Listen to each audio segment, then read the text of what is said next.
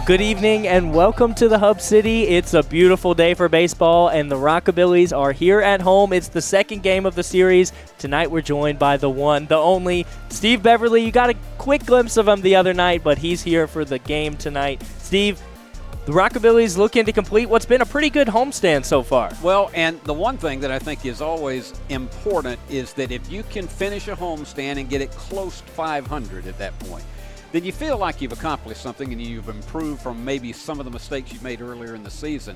And I think one of the key things that for the Rockabillys tonight is to do the best they can to get out to an early lead and then play catch me if you can.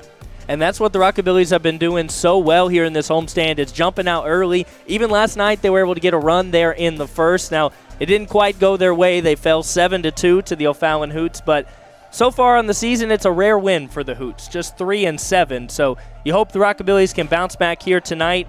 The Hoots, not a great hitting team, and the Rockabillys have really found their stride there at the plate. The other thing is to end up a home stand on a winning note. They'll be hitting the road tomorrow night, going up to Cape Girardeau. But the bottom line to it is tonight, this is one of the ideal nights for baseball because for the fans as well as for the team, you're looking at a temperature tonight that we're going to be pretty much in the low 70s for this game tonight because we had a cold front that came through on Saturday evening, and it has really made a difference. You've got a little bit of wind out here tonight. It's going to not be a big factor. The balls hit deep into the outfield, but the bottom line to it is there's no humidity out there tonight, so the comfort zone is going to be great for everybody who's coming to watch the game as well as those who will be out there on the field.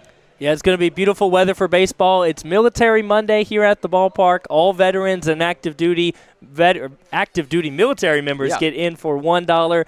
It's just a beautiful night for baseball. Now, you mentioned the ball's not going to pop off the bat maybe as much as on the hot day, but that is one of the things about the ballpark here is it's tough to hit it out anyways in Jackson. So you're going to have to play maybe some small ball tonight, hit some singles, get those walks. The walks were very, very important for the Rockabillys in the 3-game series where they drowned the River Dragons. They swept them 3 games. They averaged nearly 10 walks a game. Last night, they were only able to walk 3 times. So tonight, they're going to look to be more selective at the plate, get more walks, get on base free, and that should contribute to that. They only got 5 hits last night, but they're looking to bounce back. I think they will tonight. Well, I think one of the key things also is just being more patient at the plate.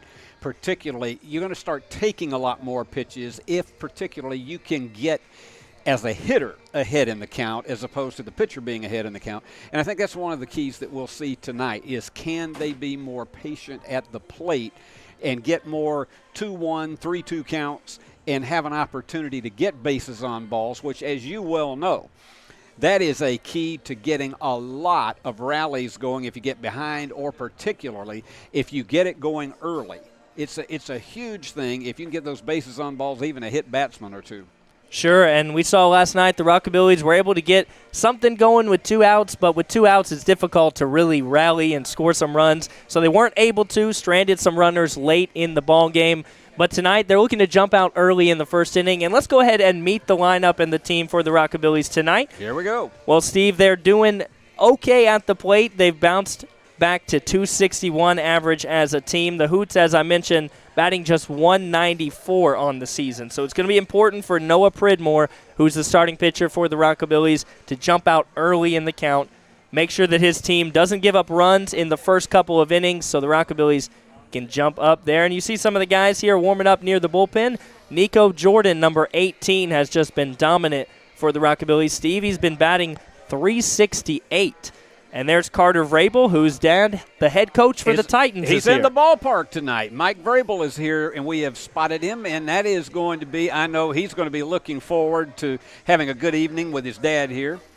And you also look at here at the ballpark, the field is just in excellent condition. We did not have any rain showers yesterday, and today it's looking even better across the board. And so I think really tonight, this could be a great selling point to get more people out to the ballpark, particularly if they end the homestand on an up note tonight, and that's what exactly we're hoping is going to happen. Absolutely, and you mentioned Coach Vrabel is here. Well, his son, Carter Vrabel, getting the start tonight. He's been great at the plate, 364 average, and really the average for the Rockabillys that are hitting tonight is incredible. They have been doing a great job, and here you see the starting lineup. So Noah Pridmore is going to be the starting pitcher. He's not going to be hitting, of course. It's going to be Carter Bergman, the catcher, DHing, who's only had 7 at-bats on the season. So you get the idea that he's been put in as DH to get some more appearances there at the plate. Then it's going to be Dylan LaRue, who's batting in the 8th spot, catching tonight. James Denton's going to be the first baseman for the Rockabillys, and he's going to be batting in the 5th spot. He's batting .357 on the season, so a great start for him as well.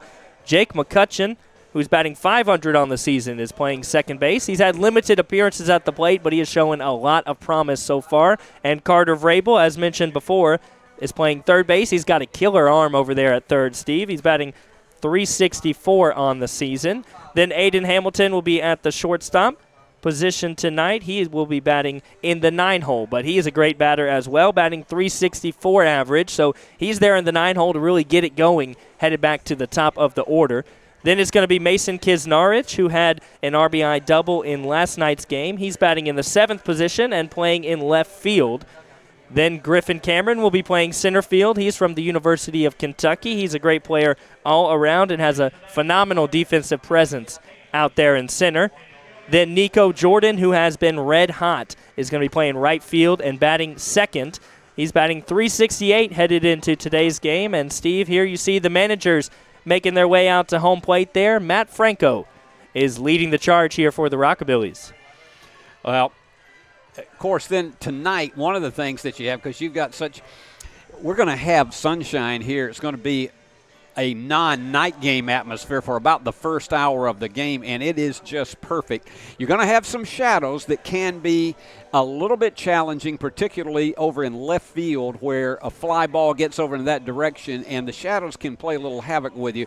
Same thing can happen when you are at home plate and you're calling the pitches for your pitcher, and then the hitter is somehow having a difference in depth of field, because as you look at the field right here tonight, about maybe a third of it is in shadows right now. That'll all change when we get to about 8 o'clock when they turn the lights on in this place. It'll certainly be a factor for center fielder, for Cameron, who's out there, and Jordan in right field. And we've seen that all season long, of course, the consistent 7 p.m. start time here in the Hub City. So you get the idea that the players, of course, know how to navigate the sun. They'll have sunglasses on, I'm sure, for the start of the ball game, but that will be a factor for both sides. And the O'Fallon Hoots are finishing up what is a 2-game series here in the Hub City. After tonight, the Rockabillys hoping to leave town with a win and to check the Hoots into the Heartbreak Hotel. But the Rockabillys will head down to the Cape, as you mentioned, Steve, and they'll start a road trip. They're going to be gone for about a week. They'll play the Catfish on Tuesday night. Then they'll play the Alton River Dragons on Wednesday, and they swept them here in the Hub City. Then they'll go to Springfield to play the Lucky Horseshoes in a 2-game series on Thursday and Friday.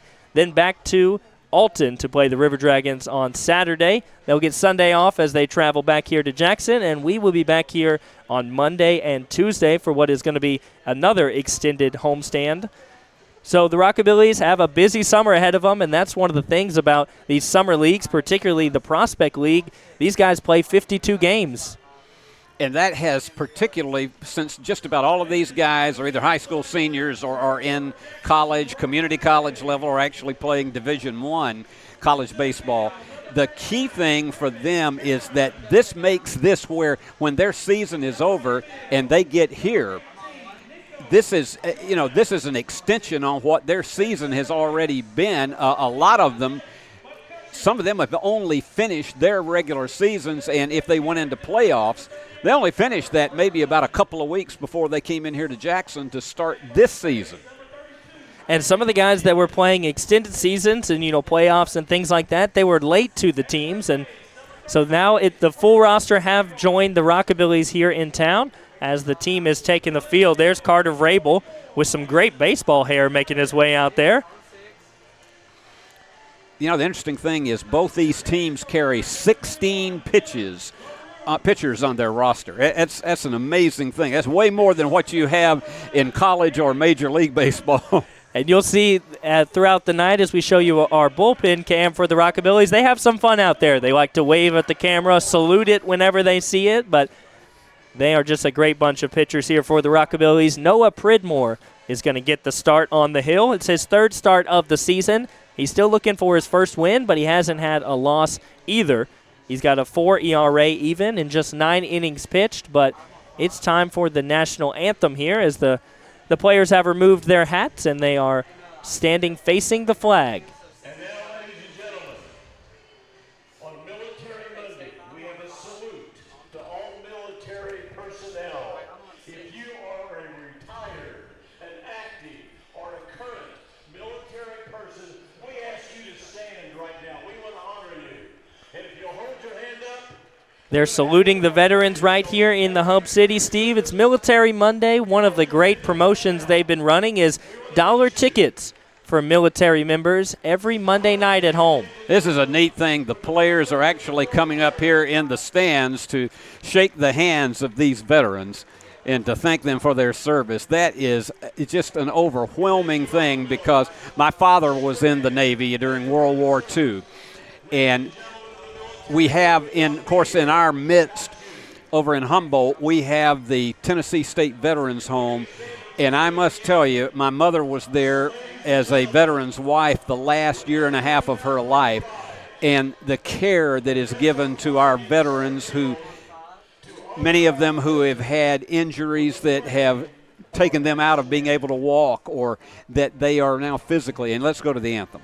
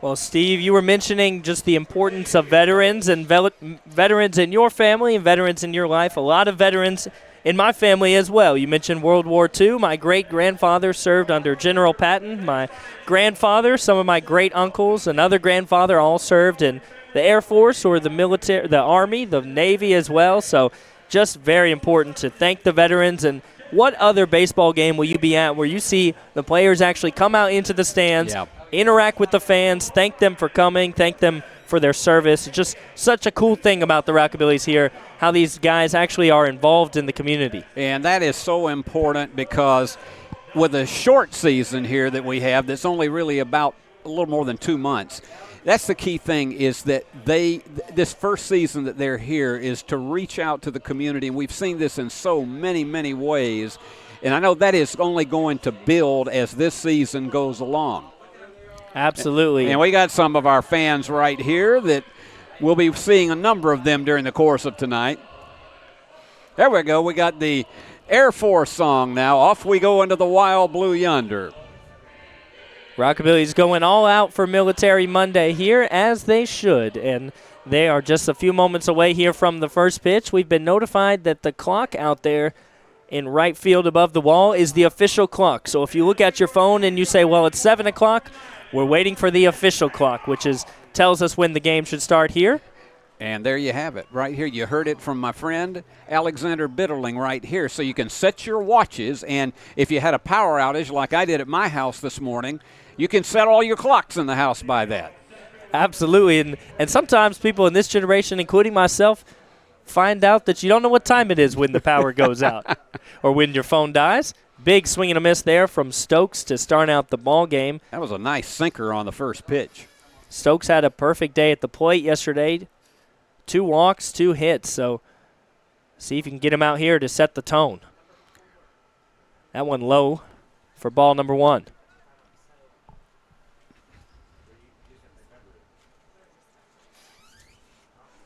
Pridmore getting his first start here at home, his third start on the season. That one found just the inside part of the zone, and he's ahead. Boy, when you can hit the corners against these guys, you're going to stay ahead in the count most of the night. Pridmore's got a pitch here to toy with, 1-2. Tries to get him to chase outside with the curveball, and it's going to be an even count. You can see whether he has his confidence in the first 2 or 3 hitters that he faces, and particularly if he has confidence in a curveball. That one's going to be fouled back. So the at-bat will continue.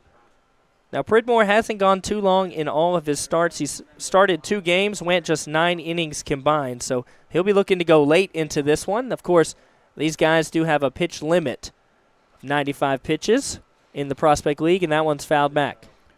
That's a little bit less than what you have in most high schools where they give them 100 pitches.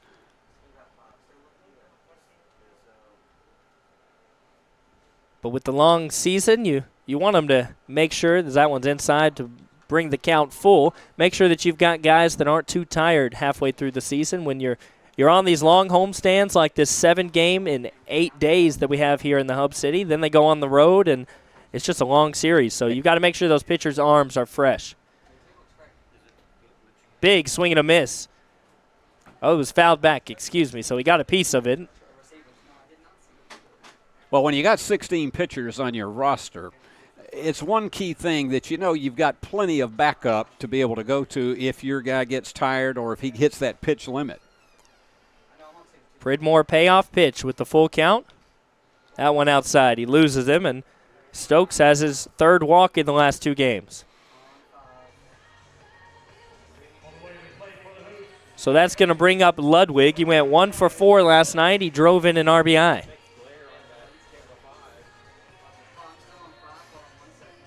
But overall, the Hoots have had a tough season at the plate. And Ludwig has as well, batting .219 coming into today's ball game. That one setting the tone right there. Strike number 1 as Pridmore blazes that one in there. He just went with all heat. I'll be curious to see if the Hoots will be sending a lot of players on base tonight to see if they can steal 1 or 2 here in each of the innings. Pridmore makes sure he's honest over there at first. He checks on the runner who gets back safely. He's going here. That one's going to be hit up the middle. Could be a double play ball, but no play at second, and beats him by a couple steps at first. So out number 1, but Stokes does advance to scoring position off the hit and run. Broke up that double play by getting a good jump on the catcher, but when he swung on that one, and you knew you were probably going to get at least 1 out, but it was just he was already down to second by the time the second baseman picked that up. Stokes is quick out there on the base paths. He's got 12 stolen bases in the 10 games they've played this season. He had 2 last night. That one inside, ball number 1. Oh, yeah, here we go. So Pridmore's got to be careful now with Stokes, who's quick in scoring position. Checks over at second and goes to home. Good pitch. Right down in there for strike 1. So now it's an even count. Pridmore's looking to get ahead here with this pitch. It's Chase Beatty at the plate. He's averaging .320, so he's the hot hitter as he misses that one. Blazed in there. Got him with some heat, and he was going for the downs on that one, but just absolutely, it was just a bit below the bat line. Chase Beatty is the best hitter that the Hoots have, average and power. The 1-2 is fouled off, and it's a souvenir ball for somebody. Somebody's making a mad dash over there to get that one. That's one of the beautiful things about the ballpark is that the balls that go in the stands is going to be a great memory for somebody. And not always the young fans, sometimes the older fans here at the ballpark. The older fans are nuttier than the younger ones are when it comes to going after a foul ball. That one spins out of the zone. It's 2-2. This would be a big strikeout here to have 2 outs when that runner's there on second. Pridmore deals. That one's going to be hit right past the shortstop in the gap, and it looks like they're going to score the first run of the ball game. So the Hoots strike first here in the first inning. That one got just out of the range of the shortstop, and the runner was moving on that pitch, and that allowed him to be able to score. It was probably a smart move for them not to try to nail him at the plate because they held him to a single. Hamilton dove for that ball right there at short, just was out of his reach. They'll be playing back at double play depth on this series of pitches. Now it's the designated hitter Jack Meyer at the plate. Good pitch right there. Strike number 1. Meyer plays at Lindenwood University. Yeah, that's another Missouri school. Checks over at first. Our own Union University has played Lindenwood in intercollegiate athletics in the past. And a couple guys on the Rockabillys from Union University here in Jackson. A lot of guys from the West Tennessee area on the Rockabilly squad. And strike number 2, he's ahead here. Had a good sinker again on that one. When he's got it in the plate, that sinker is just almost impossible because the hitters a lot of times will be just a little bit too reluctant to pull the trigger. Here comes the 0-2. That one not in the zone. Just missed. Tried to get him to swing at that one. Did not give chase.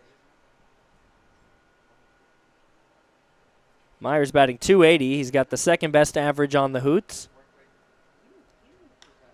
That one's hit and just a bloop single out to right. Beatty's headed to third.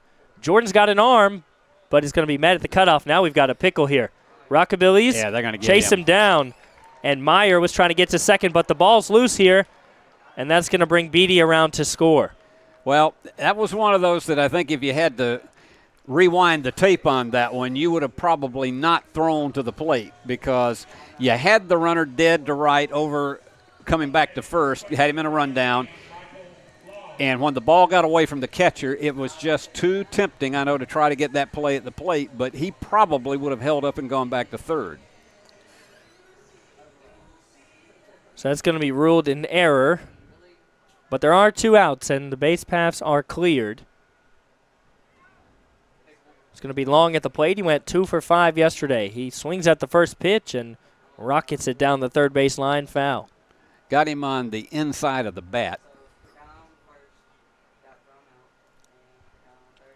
So the Rockabillys will have some work cut out for them in the bottom of the first, but they've been very good in the early goings of ball games at the plate. That one's strike number 2. That sinker again managed to get him right on the edge of the corner. So here's the 0-2. We'll see where he goes here with Michael Long at the plate.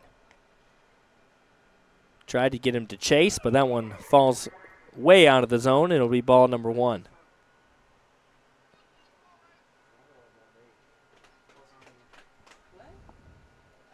So we'll do it again with the 1-2. That one's going to be hit foul again, the same spot. Got around on it just a little bit too quick. It was a bit on his inside. Pridmore's trying to get out of the first inning here. He's 1 out away. And foul yet again. Another souvenir.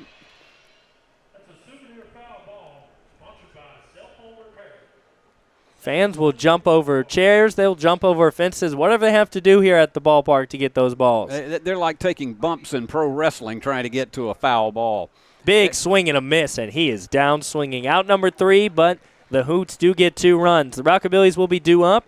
They've got a hot handles coming up to the plate. It's Cameron, Jordan, and McCutcheon when we come back.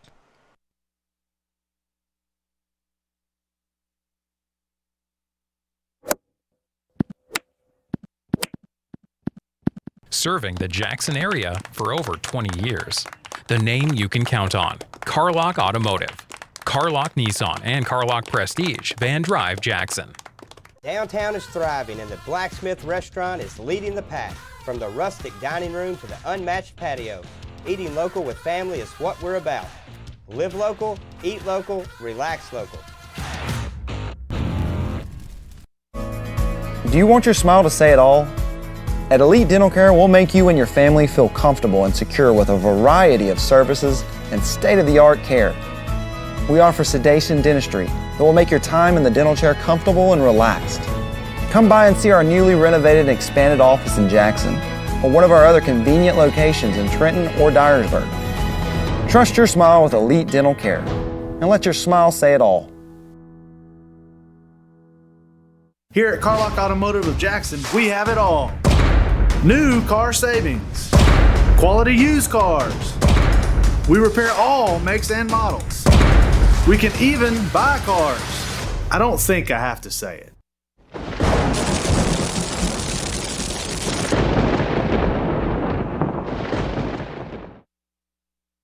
Well, the Rockabillys will be due up here in the bottom of the first. They find themselves down 2-0, but they've been doing a good job in the early innings, and we'll see if they can get one or two back here to tie this one up, Steve. Well, you got Griffin and Cameron coming in to lead off tonight. Jordan and McCutcheon will follow. So you got three left-handers who are going to face this Hoots pitching here as we begin the bottom half of the first. Here's going to be the first pitch from Barrett Lohman. That one slowly in there, but strike number one. Lohman has appeared in 2 ball games. This is just his second start, but he's got a 1.13 ERA, so the Rockabillys trying to spoil that. And Cameron takes a crack at it, but it's into the dugout for the Hoots. It might be a bug out when it's the summer and the bugs are all around. And when you get the heat and humidity out here, which we don't have tonight. That one fouled back, so Cameron will stay alive. And for people that aren't from the West Tennessee area that are watching this or that have come here to play ball for the summer, might be surprised by the humidity that we have. Oh, boy. We have a delta effect here coming off the Mississippi River that really enhances that humidity. Cameron, good eye to the ball upstairs. What you want to do is to make him throw a lot of pitches in the early innings in the hope that he will get tired by the time he gets to the fourth. Cameron will foul that one back. That's one of the keys, is fouling off strikes that are going to be called for strikes, so you don't want to take them. But you also don't want to take a swing at that one because it was at the top of the zone. Not a great pitch to hit. As we always say, it's the measure of hanging tough. And Cameron will foul another one off. That's his 5th foul here. He's already taken 8 pitches here, which, as you mentioned, is great to go ahead and get that pitch count high. Now, you'd like to see him give up about anywhere between 25 and 40 pitches in this first inning. Cameron gets a good crack at that one, but it's going to be right to the second baseman and will be a routine play for out number 1. But that brings up who is a fan favorite, and it also has just been incredible at the plate. The right fielder tonight, Nico Jordan, who's batting .368, Steve. Well, Nico is one, and when I was here last Monday night, you could hear the crowd begin to get into it every time he came up to the plate. And he is one who has delivered for the Rockabillys so far this season. He had one of the Rockabillys' 2 RBIs last night. He went 1 for 4. He hits the first one, but just a hair foul down the first base side.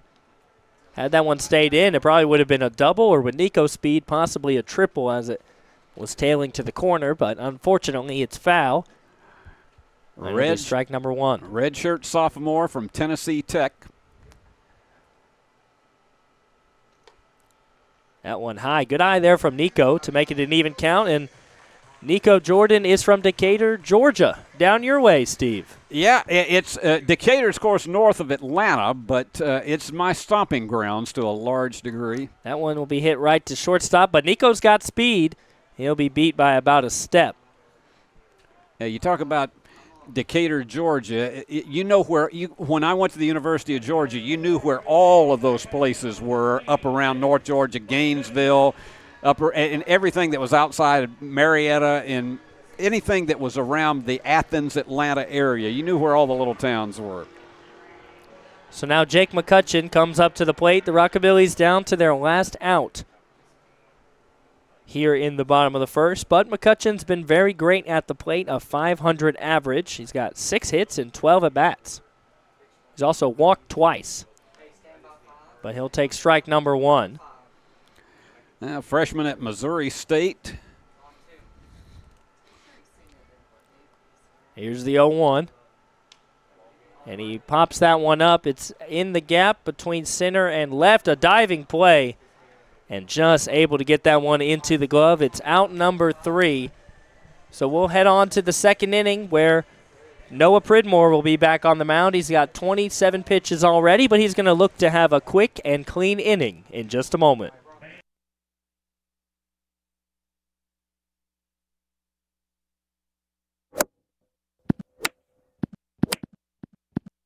Serving the Jackson area for over 20 years. The name you can count on. Carlock Automotive. Carlock Nissan and Carlock Prestige, Van Drive, Jackson. Downtown is thriving and the Blacksmith Restaurant is leading the pack. From the rustic dining room to the unmatched patio, eating local with family is what we're about. Live local, eat local, relax local. Do you want your smile to say it all? At Elite Dental Care, we'll make you and your family feel comfortable and secure with a variety of services and state-of-the-art care. We offer sedation dentistry that will make your time in the dental chair comfortable and relaxed. Come by and see our newly renovated and expanded office in Jackson or one of our other convenient locations in Trenton or Dyersburg. Trust your smile with Elite Dental Care and let your smile say it all. Here at Carlock Automotive of Jackson, we have it all. New car savings, quality used cars. We repair all makes and models. We can even buy cars. I don't think I have to say it.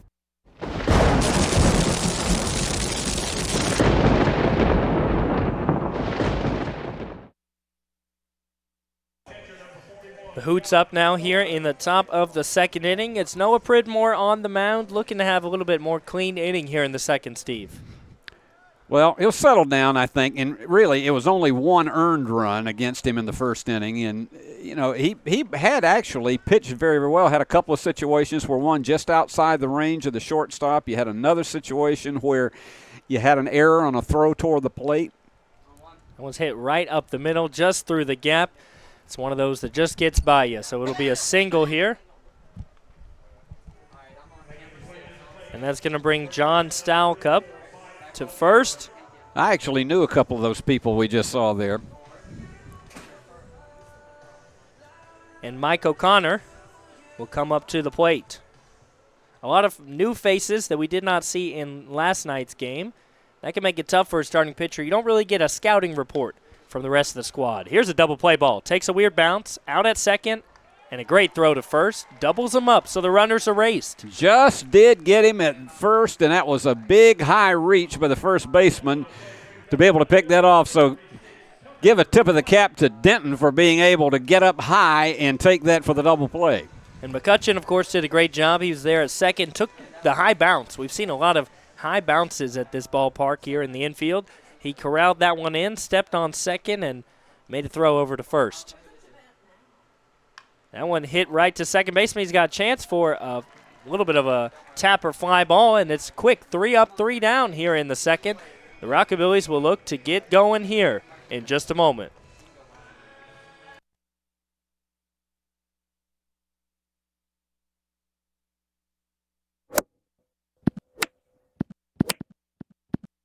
Serving the Jackson area for over 20 years. The name you can count on. Carlock Automotive. Carlock Nissan and Carlock Prestige, Van Drive, Jackson. Downtown is thriving and the Blacksmith Restaurant is leading the pack. From the rustic dining room to the unmatched patio, eating local with family is what we're about. Live local, eat local, relax local. Do you want your smile to say it all? At Elite Dental Care, we'll make you and your family feel comfortable and secure with a variety of services and state-of-the-art care. We offer sedation dentistry that will make your time in the dental chair comfortable and relaxed. Come by and see our newly renovated and expanded office in Jackson or one of our other convenient locations in Trenton or Dyersburg.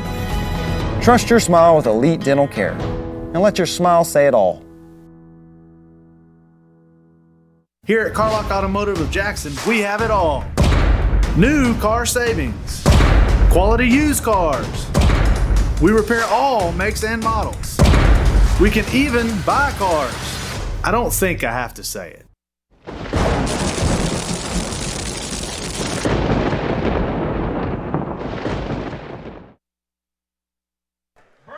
Now it's Carter Bergman, the designated hitter for tonight, up to bat. Now, Steve, he's only had 7 at-bats on the season, so he's really looking to get into a groove at the plate.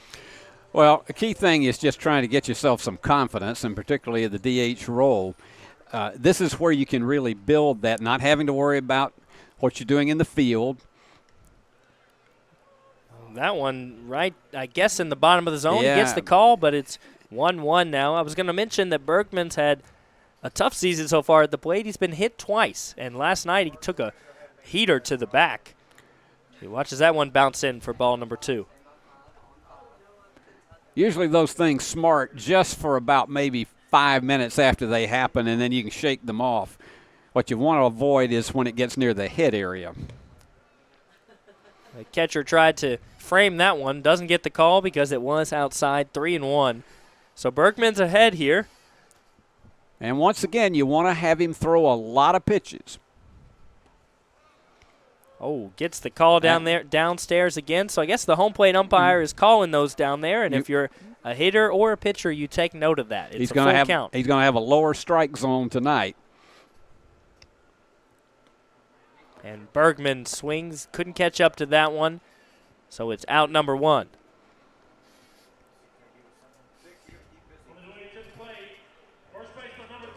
That's going to bring up the first baseman for the Rockabillys, James Denton, who goes to Carson Newman University. He's had a good start to the year. .357 is what he's batting at the plate. Made an excellent play at first base to seal off a double play. Usually in a stretch, but he had to reach high for it and did it and managed to get the runner by about a half step. Made a great play in what was a really quick inning with the Hoots at the plate to build a lot of confidence for Noah Pridmore. And he fouls off the 0-1. So it's 0-2. James Denton, in about 28 appearances at the plate, he's got 10 hits. So he's been very good at the plate. He's walked 6 times on the season. So he's a very disciplined hitter, but he's behind here 0-2. He gets a hold of that one, squares it up out to center, but it looks like the ballpark will hold it.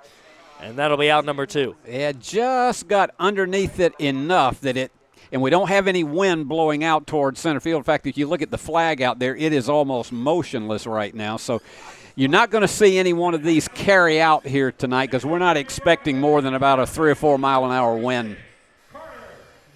Now Carter Vrabel, the man of the hour. And the fans, a round of applause for him. It's a familiar name for the people of Tennessee. Maybe the people that watch professional football. His dad is Mike Vrabel. Squares that one out to right. And that's a single, but it's going to be past him. So he's headed to second. And he will stand up there. Carter Vrabel, I didn't even get a chance to mention it. He's been batting .364 on the season, and there he improves that average. So a big double for Carter. So now the Rockabillys here with 2 outs have something going. They've got a runner in scoring position and a man who was able to drive in one of the 2 runs for the Rockabillys last night, Mason Kisnarich.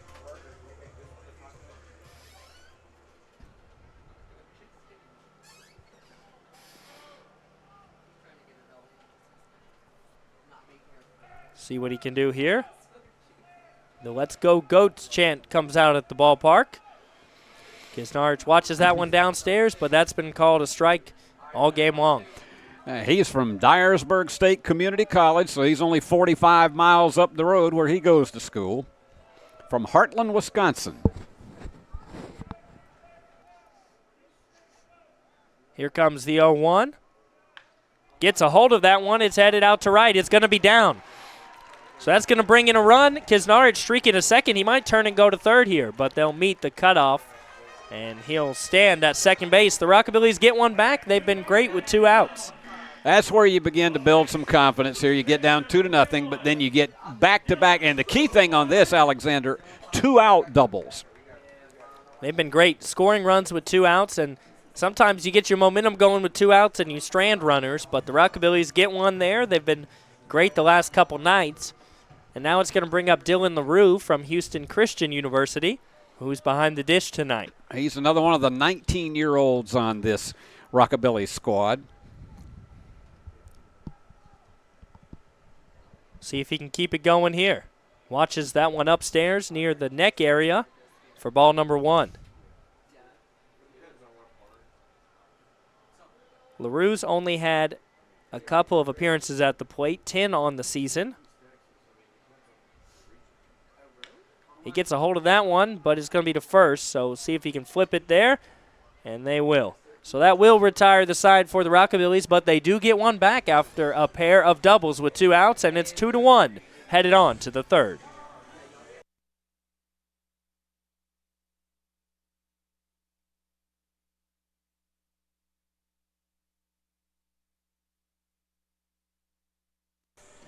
Well, the Rockabillys have got it cut down to just a 1-run lead right now, and Pridmore really settled in there in the second, Steve. Yeah, he did. And I think one thing that is, again, a key when the Rockabillys are at the plate is, again, working on that pitch count, making him throw more and more pitches unless there's some good ones to hit out there. But that's a big key because that's going to tire the arm out a lot more, and then, you won't face him anymore after that once he hits that pitch limit. Absolutely, and look, JR's made his appearance into the stadium. They always make a big deal of JR, the Rockabilly Goat, or the Billy Goat, who is a Rockabilly star. One of those two, Steve, but he makes his way into the ballpark, and maybe he'll bring some luck with him. He'd make the great Carl Perkins happy. The king of Rockabilly, Carl Perkins, a legend, and I was blessed to have the opportunity to know him for about the last 15 years of his life. He was a wonderful, wonderful inspiration to so many people, and as big a star as he was in the music business, he was, without question, a friend to everybody. And for some of the people that aren't from this area that wonder, why is it the Jackson Rockabillys? Well, it's the rich Rockabilly history, and Carl Perkins, a huge part of that. He was the creator and the king of Rockabilly, and you think about people all through the years that were influenced by him. Elvis Presley. You think about people like Ricky Nelson, who said that Carl Perkins was his hero in the music business. So many of those that Carl Perkins had a great influence on, but he gave back to this community like you just could not imagine. And you got to make your way over here to Jackson to go to a Rockabillys game, go to the Rockabilly Museum, see all the sights and the history. That one's outside. It's ball number 1. Noah Pridmore had a great last inning. On 5 pitches, he was able to get 3 outs. So he's really settled in on the mound. And that one, he gets it in there. Strike number 1. He was going for the blue monster on that one. It's Heagney up at the plate.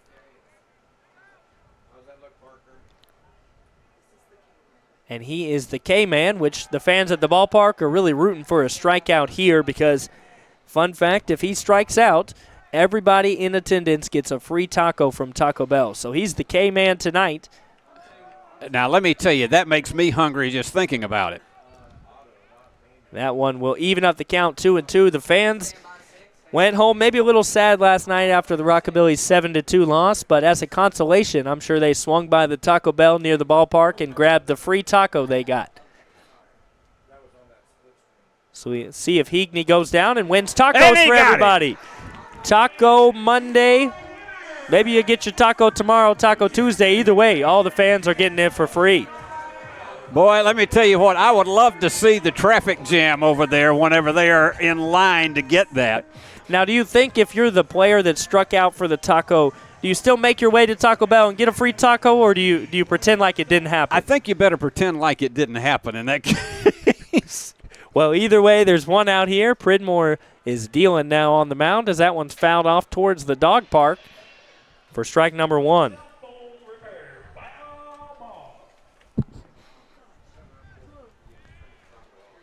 It's Stokes now at the plate. He walked in his first at bat.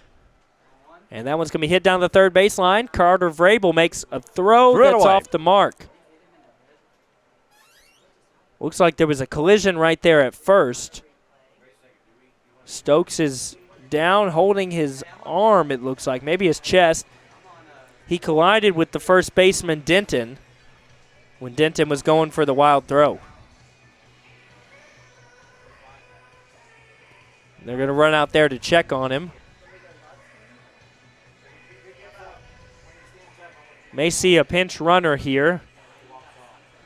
It was definitely not intentional. Denton was headed for the ball, and just an unfortunate series of events. I wonder how many pictures are going to be taken with JR before this season is over. I'll tell you what, there's been a lot already taken this year. People loving the new mascot for the Rockabillys. And he signs autographs for a lot of people here at the ballpark, makes his way around signing baseball hats, baseball gloves. I saw him sign a water bottle the other day. He'll sign whatever you hand him to sign. And Stokes gets up and makes his way to first with a round of applause. So it looks like he will stay in the ball game, and good thing he's okay. Just stung him, I think, a bit. And tell you what, I love seeing the youngsters when they come out here to the ballpark. And, man, they love the ballpark. All the festivities. Last night they were able to enjoy the baby goats that were here. Saw a lot of smiling faces. And now all this has done is set up the double play ball, Steve, as Tyson Ludwig's at the plate. And he's going to steal second. Stokes is very quick on the base paths, as I mentioned last time he was on first. He's got 13 stolen bases on the season. He swipes that one without a throw. He stole that one on the pitcher. He was going almost the time that ball got out of Pridmore's hands. Looks like he's feeling okay on the base paths. It's 0-1. That one's fouled and might leave the stadium towards the parking lot. Just hope your car is not in that vicinity. So Pridmore, who's got 2 strikeouts, 1 here in this inning, is set up here for a potential third.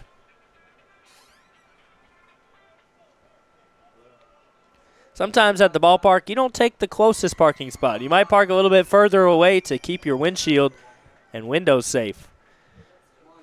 It's 1-2. That one was out of the zone.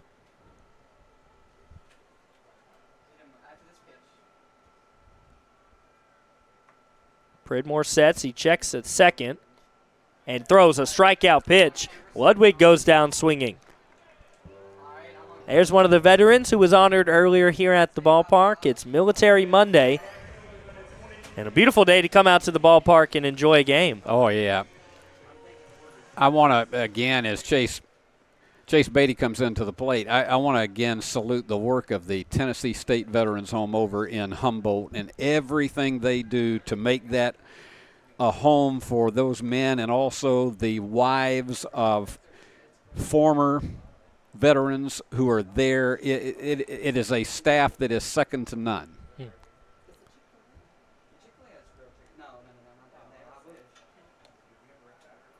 That one finds the outside line of the zone. 1-1 now. Stokes is there in scoring position. He should score off a single, but Pridmore's going to try to shut it down here with 2 outs. And, of course, the fans are already happy because of the tacos. They are. The tacos cover even some of the toughest injuries. That one's in there for strike number 2. Here's one of the probably youngest fans at the ballpark tonight. Isn't so sure about JR.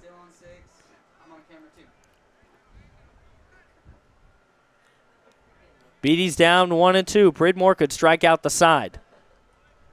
Great stop there from the catcher LaRue to make sure that the runner didn't move over to third.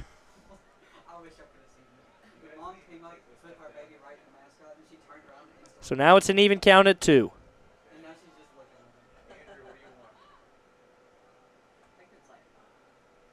Pridmore deals and popped straight back.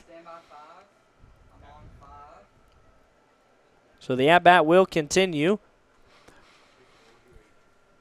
Beatty, who's at the plate, goes to St. Louis University.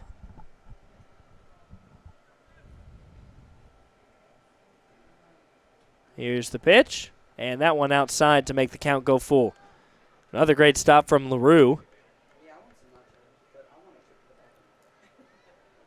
You know you've got Stokes on second, who's speedy, so any ball that passes home plate will likely be him advancing to third. Here's the full count payoff pitch. And got him to go. Pridmore strikes out the side, and the error that left a runner on second will do no harm to the Rockabillys. So now they're down 1 run, and they're due up again here in the third.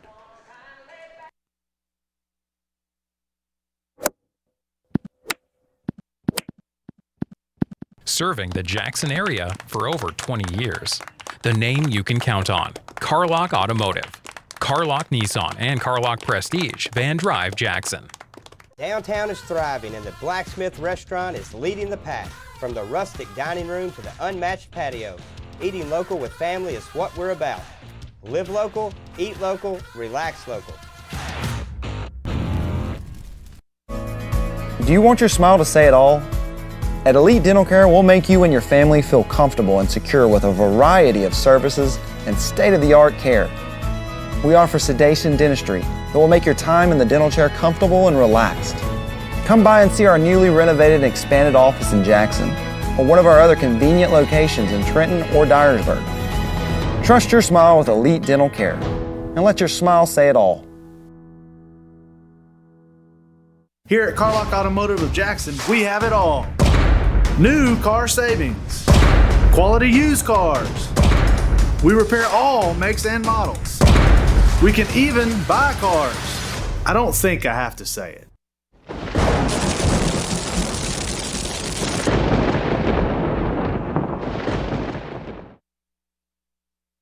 Aiden Hamilton is due up here at the plate for the Rockabillys, the shortstop. And Steve, he's been off to a great start, 364. And then we'll get back up to the top of the order with Cameron and Jordan. And it's been really a newer trend in baseball that historically you would put maybe your struggling hitter in the ninth hole, but now recently they've started it as maybe a continuation of the top of the order, put a good strong hitter in the ninth hole. He hits that one. Out there, could be down, but the left fielder will come over to make the play. It just didn't have the speed on it to get down out there. Good running catch by Platt to nail out number 1. So Hamilton is retired, and that's going to bring up Cameron to the plate. And he goes to a university that may not be the most popular around these parts, the University of Kentucky, but I am not afraid to say that I am a UK fan. I've known you for a few years now, and I was well aware of that, Alexander. He squares that one up. Looks like it's going to go foul over towards the bullpen bar and right off the roof as it bounces out of the stadium. It almost hit the visitor's bus out there in left field. I think that was higher than the lights that have now been turned on here at the ballpark. And one of the things about West Tennessee and here in Jackson is you expect a beautiful sunset, and I'm sure we'll see one here over the park. Holds off on that one. It's a ball. And nothing wrong with taking a few extra pitches to, again, work on this hurler's arm. Here's the pitch. He gets that one, but right to first base.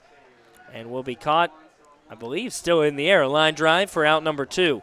Boy, he had a ripple at that one, and if that had not been right at the first baseman, that might have gone back for extra bases. So unfortunately for the Rockabillys, he was right there to make the play. Nico Jordan will head over to the plate. And just 31 pitches now for Lohman.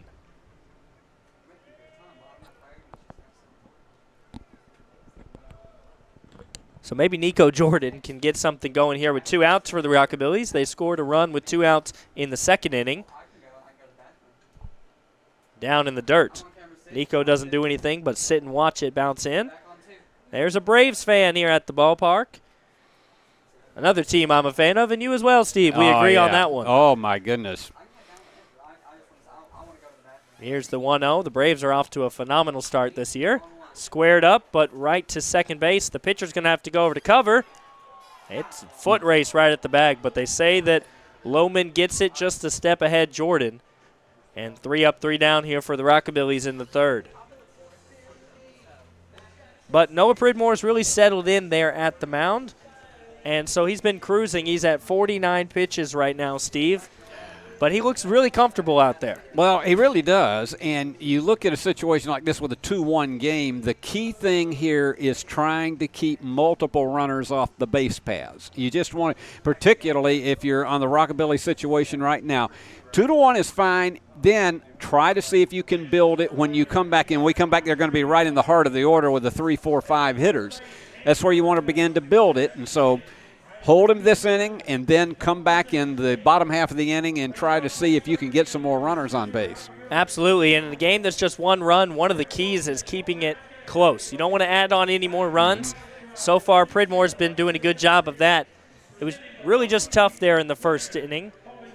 And here's some of the fans, an Oakland Athletics fan. Not too many of those around these parts. You really don't. And here we go with the suitcase game. Now, this is Southern Airways Express, and there's some high stakes to this game, Steve. I've been told it's for a round-trip ticket to Atlanta and back.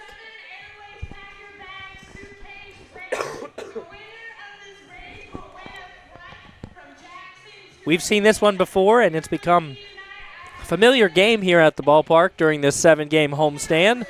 And to me, it seems like the strategy, Steve, is to get all the close in one going. We've seen a lot of success with that.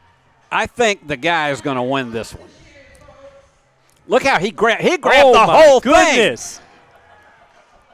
He grabbed that so quickly, and unfortunately for the girls, she probably doesn't realize, but she's got one garment back there. And he's got big hands. And the players are helping out the girl here, throwing the clothes a little closer.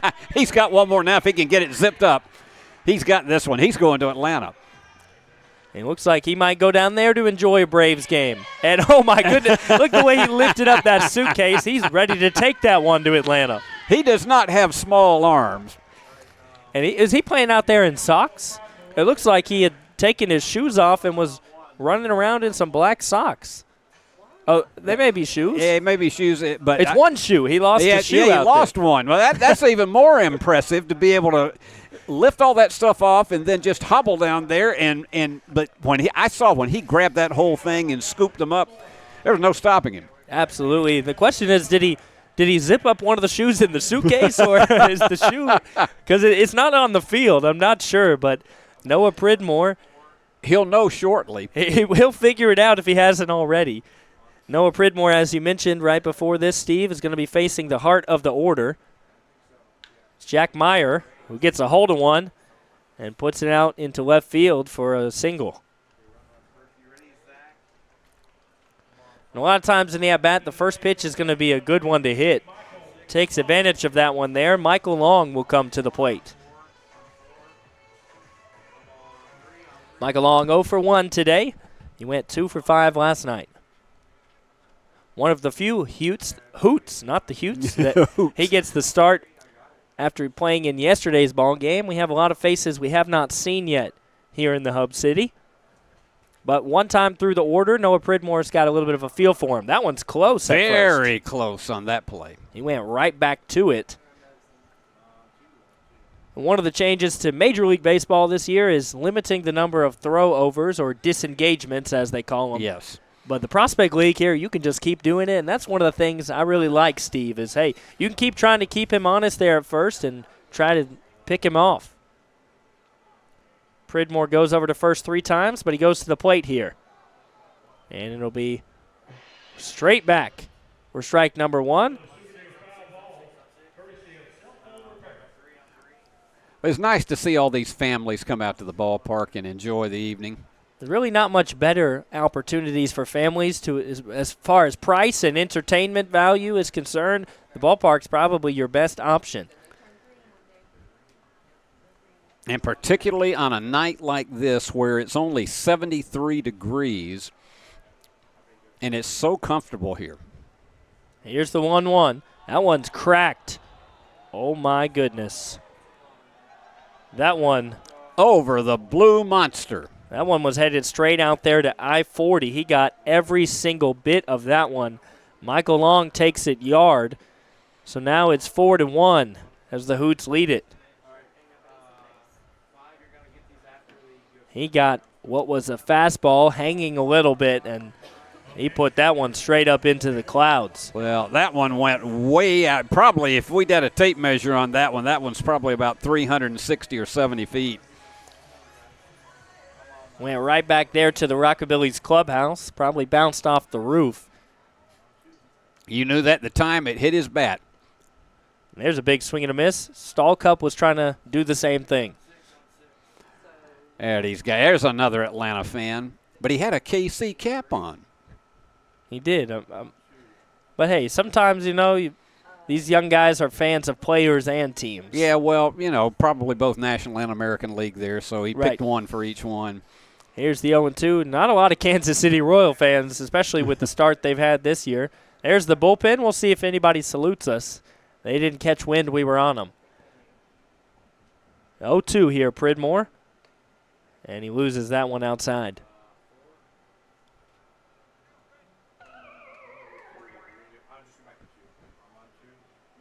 The Pac-Man sound out here at the ballpark.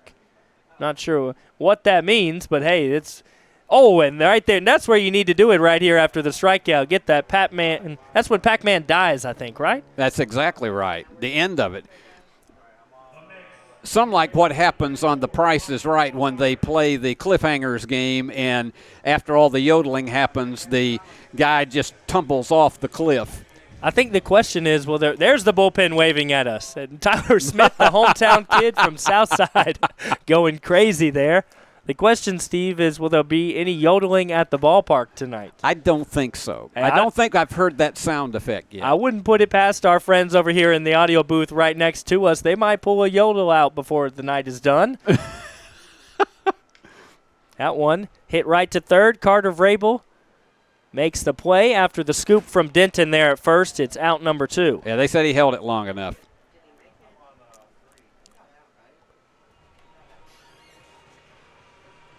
So Pridmore gets back-to-back outs there. There's a young fan at the ballpark.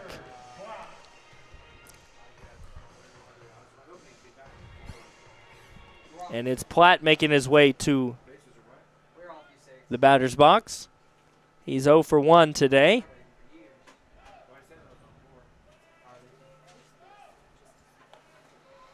That one right in there. He made that great running catch out in left field in the previous inning. And it's great depending on how you look at it. If you're a Hoots fan, if you're looking objectively, it might be great. But for the Rockabillys fans, they didn't think it was too great. Not so hot. Yeah. 1-1 is the count. Sometimes as a fan, it's tough to recognize that it was a good play when it's a play against your team. Yeah, you're sitting there in the stands and you're going, oh, no. That one's fouled off. It's strike number 2. Our camera guys are making the rounds tonight to pick up these fellows and ladies who are in the stands. I'll tell you what, this team here at Ball Game Blitz, that's what they do, Steve. They work tirelessly throughout the broadcast to bring just incredible angles. Ooh, that one was close, but he won't get the call.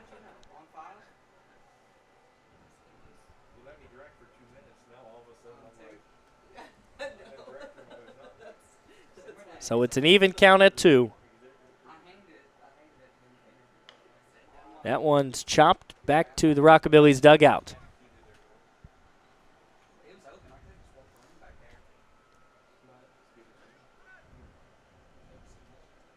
So Pridmore trying to get this one done here. He's already got 5 strikeouts in the ball game.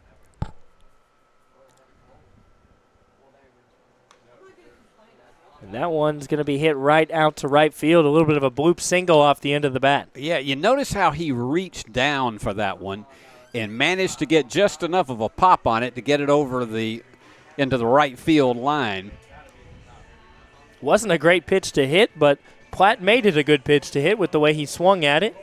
He's rewarded with the single there. Now, some of these guys have really learned in their high school and college careers how to go with the pitch, and that's exactly what he did. And Heagney, the man who won everybody free tacos last time he was there at the plate. He's the K-man tonight. And I'm ashamed to admit, Steve, before the game, they told me he was the K-Man, and I said, why is he a caveman? But it's the K-Man, so I'm not sure why I just embarrassed myself on the broadcast here. I was very confused. You didn't have to tell everybody that, see, No, but you did. I chose to. I figured somebody would get a good laugh from it.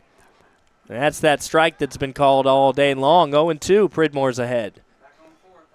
Maybe that's why I call you the hip kid all the time, see. Well, I wasn't hip enough to pick up on that he was the K-Man, as in the letter K. The K-Man. Which made a lot of sense when somebody said he's the K-Man for strikeouts. And I said, oh, the K-Man, okay.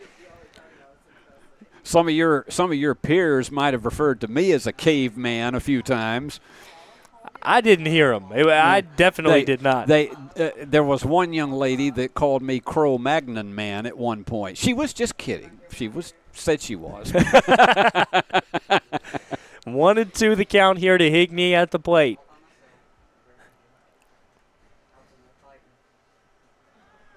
The runner goes, but it's fouled off, so he'll have to walk back to first. You think that he knew he was the K-Man when he was at the plate last time? Something tells me he didn't. I would make it pretty clear if I was the catcher. I would let him know the moment he got up there, hey, if you strike out, everybody gets tacos, just to get in his head a little bit. That might have made him more determined to try to hit one out into right field. That's true. You've got to be careful when you play that game. 1-2. That one fouled off. He's had to throw a lot of pitches in this inning. It left the ballpark, and these fans are determined to get the souvenir balls. You see some of them running out the door there to chase after the ball. They'll go completely out in the parking lot if they think they can go home with one. I used to do that in minor league games myself. I'd bring my glove, and runner goes again outside. Here's the throw, skips in. It's close. He got him.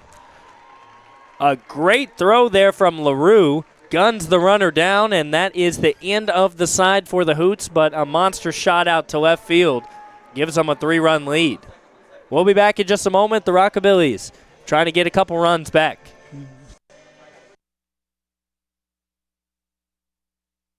And actually, just as soon as I said that, we're going to stay right here. You did that, and I was going to sing along on My Girl, and now I can't, but they're not playing it anymore. They showed the replay right there that he tagged him out on the chest. Well, the beauty of that play is he stayed with such concentration to pick it up on one hop and reach and really let him tag himself out. That's one of the key things that happens a lot of times if you're the shortstop or the second baseman, you're taking that throw. It's sometimes rather than reaching in that close, let the guy tag himself out, and that's what happened. And that's what they teach them there, Steve. They practice that play over and over again, and you notice they actually practice it at the start of every top of the inning. They throw down to second there after the pitcher warms up. So it's a well-practiced thing, but it's still tough to beat a runner. Yeah, the real risk that you have with that kind of play is if the guy collides into you, you have got to really stay firm to hold on to that ball. That was a brilliant play, though, to take it on one hop and be able to get it rather than having it dead in the glove. Absolutely. So just a great play, retires the side for the Hoots, and now the Rockabillys will be due up. So it's really the heart of the order here. Jake McCutcheon in the third spot, Bergman, who's designated hitter, and in the cleanup spot, and then Denton, the first baseman, who's just been great so far. This game's moved right along. Here we are. We're only about 55 minutes into it, and we have already completed 3.5. Right now, both umpires are headed towards first. Not sure what's going on here. We'll figure out in a moment. They make their way. Looks like they're headed out to left field.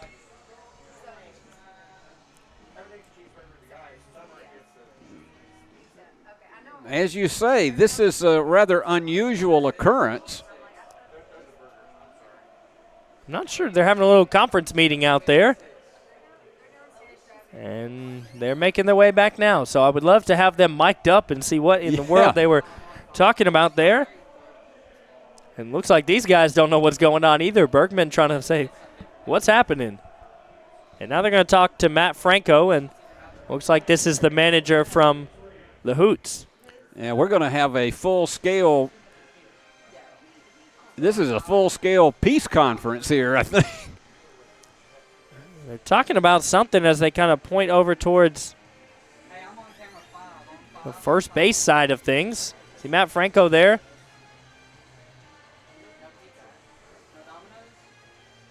I don't know what's going on, Steve. They seem like they're really discussing something.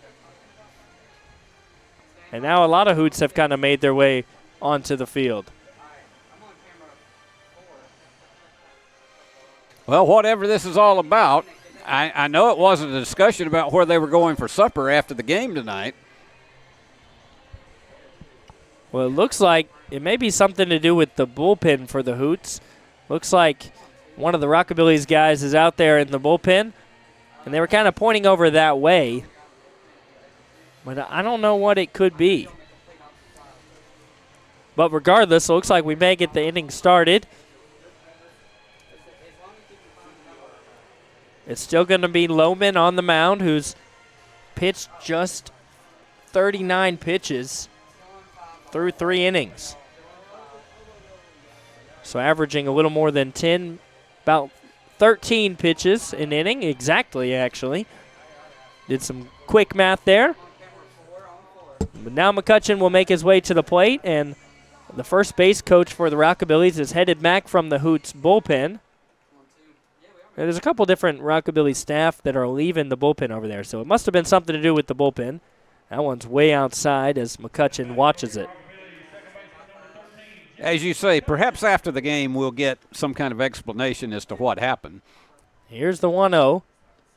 That one down and inside. Sinks out of the zone. Ball number 2.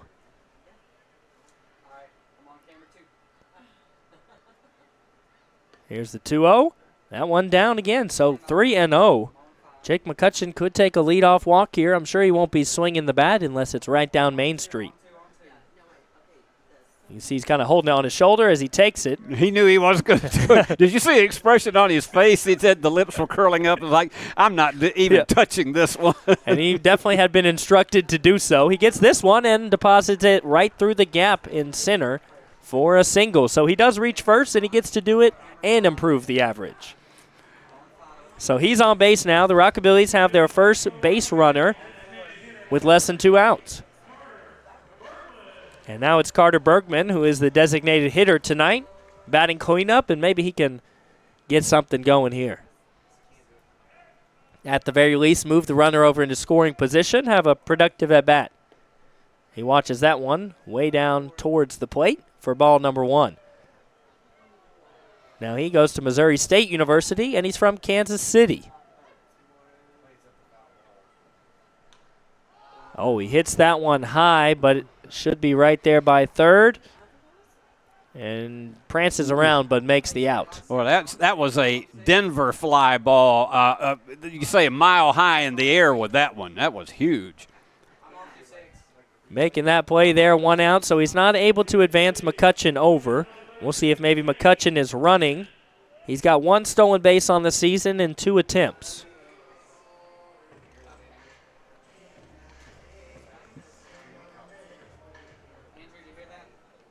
But that brings up Denton, the first baseman. He's .357 coming into today's game, but 0 for 1. McCutcheon goes on the hit and run, but is hit foul. Oh, he was going out for the Blue Monster on that one. It did leave the stadium, but unfortunately foul. So it's 0-1 now to Denton. McCutcheon, who was running, we'll see if he goes again here. He scampers back to first off the pickoff attempt, but he's back safely.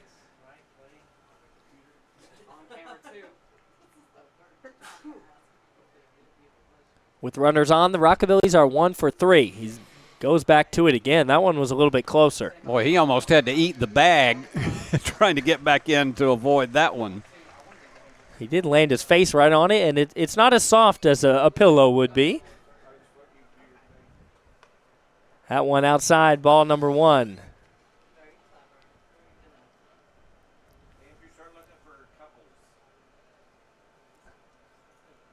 And here behind me here, we're looking for some couple cams at the ballpark. Yeah. See who's out enjoying a date night. It's 1-1.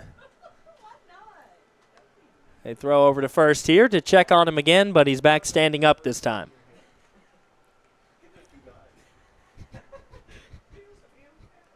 So we'll see if McCutcheon is running after he's had to get back to the bag 3 times. He won't be. That one's hit high again over towards third. And it'll be out number 2. Another Denver fly ball here. So the Rockabillys hitting those one high, fortunately not far and high. So 2 outs. And now it's Carter Vrabel. Carter's 1 for 1. Let's see if he can pull one like he did in the previous time at bat. He had a 2-out double. Then he was able to come around and score the Rockabillys' sole run. They had 2 2-out doubles there in the second.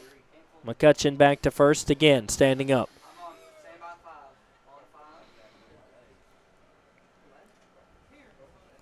So Carter Vrabel will face the first pitch now of the at-bat. And that one, it's a ball. Just a little bit high. In case you joined us late, Carter's dad, Tennessee Titans head coach Mike Vrabel, is in the house tonight. And he's already seen his son make a good play over there at third and have a double. Carter watches that one high again. Now Carter has a lot of height to him. So that one really not that much high on his body, but called a ball. He's 6'4", 215, so he just inside almost hit him. Almost hit him right there on that elbow guard. Probably why he wears that. 3-0 is the count, though, and we'll see if he has the bat on the shoulder here. I guarantee you he'll be taking this pitch all the way. At least it looks like he might swing at it, but I'm sure he'll watch it. He does. And it's right there in that corner of the strike zone. No doubt in my mind that he was going to take that one all the way. So 3-1. Now Carter Vrabel definitely has the green light. And the runner will probably be moving at first. McCutcheon made a break for it in the last at-bat, but he had to go back once the ball was hit foul. He probably would have been safe, too, the way the jump he got. He doesn't go here.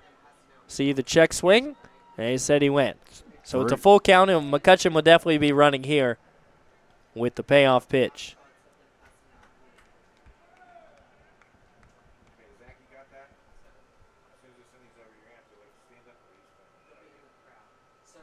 So here's the payoff pitch. Vrabel at the plate. McCutcheon's going, gets a great jump, but Carter Vrabel will watch strike number 3, and that retires the side. Perfect curveball right down the middle, and that did it. So the Rockabillys will have to come back out on the defensive side of things. Surely it'll still be Noah Pridmore on the mound. He's settled in. He gave up that home run, but, things like that happen. He has been pretty good out on the mound. Yeah, and he's not close to his pitch limit, so we'll see what happens. And do they stick with him beyond 5 innings at that point, because – at this stage of the game, you want to see, all right, if he can hold them down to this 4-1 lead at this point, more than likely he'll still have an opportunity to stay in the game. You can see, look at that. It's dominoes time now, and you can see how crazy people go for that. They do. There's really nothing better than a night at the ballpark and a free pizza. Some lucky fans there get one. It looks like this young fan's going to take another one. They hold it up like they just won a big championship. And I would be too. I'd be celebrating that free pizza. And the question is, will that kid eat the whole pizza himself, or is he going to share it with his folks? I wonder why in pro wrestling they have never put a sponsor on the championship belts.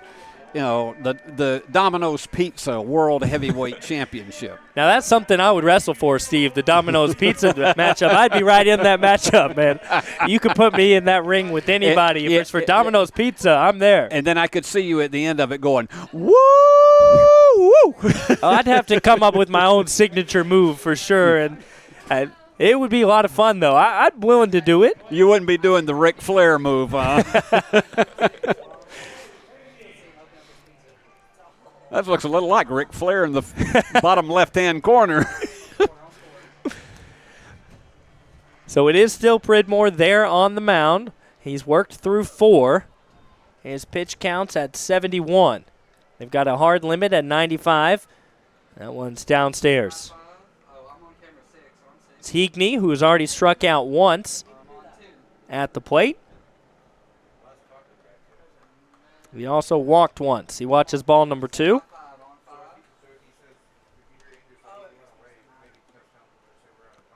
So here's the 2-0. That one downstairs again. So Pridmore's fallen behind here.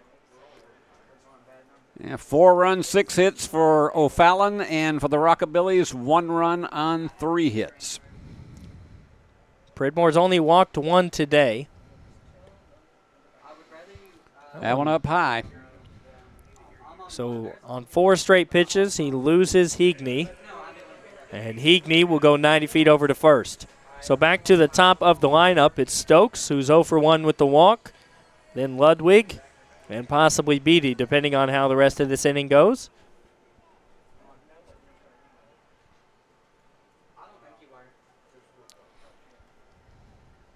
Here comes the pitch. It shows bunt. They're going to check on him at first. That was a good snap throw down to the first baseman. He's back safely, but it was close there at first. So 0-1 the count.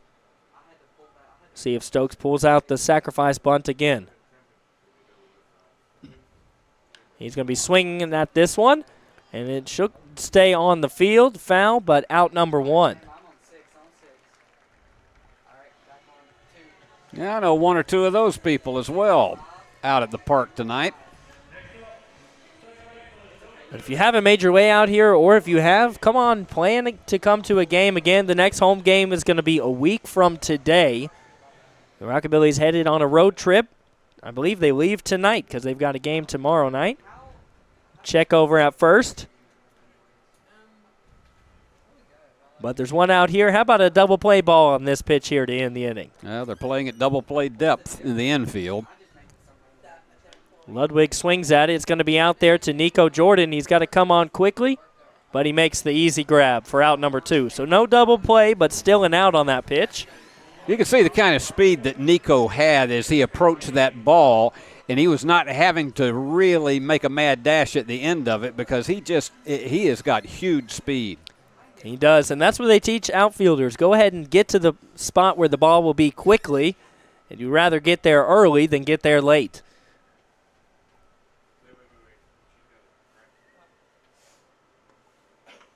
That one in there, strike number 1.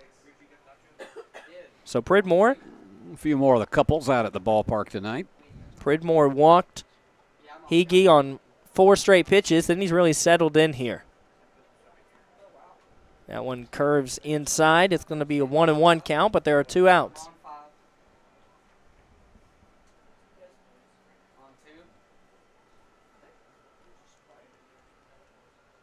So it's Beatty, who struck out once, also has an RBI at the plate. He hits that one deep out to left, but not deep enough. It'll be out number 3. So the Rockabillys get out of this one. 4 up, 3 down. We're headed on to the bottom of the 5th, but we're halfway through the ball game.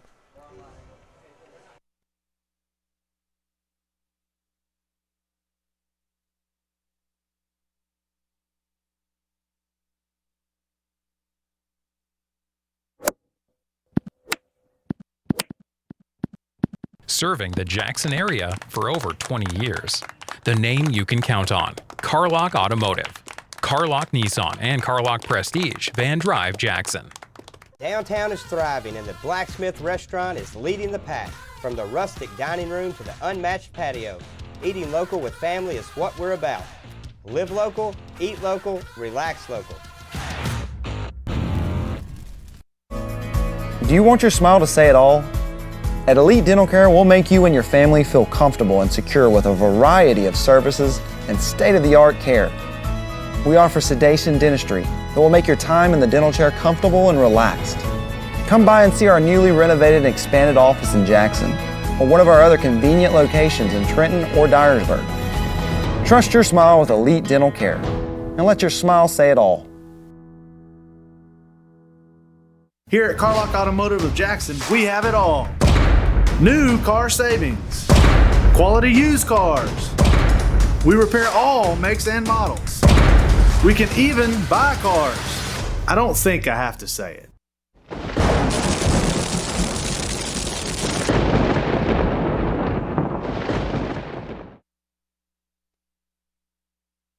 Kisnarich here at the plate. Still Lohman on the mound. Lohman's been working with just 49 pitches. That was just his 50th right there.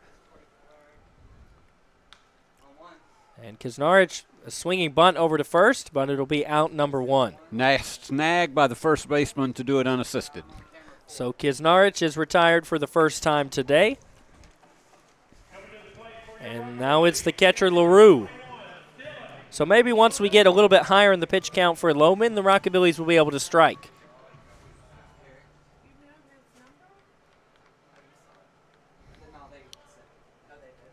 So here's the first one to LaRue. He gets a hold of it. It's hit over to left field, back, and off the wall, off one hop. Headed to second is LaRue, and he will stand up there for a double. That gets the crowd into it. So signs of life from the Rockabillys. They've got one in scoring position here with one out. And now it's the shortstop, Aiden Hamilton. See if he can get something here so he can go ahead and bring around that second run for the Rockabillys. Rockabillys have been able to get 4 hits today, but they've only been able to capitalize off that for 1 run.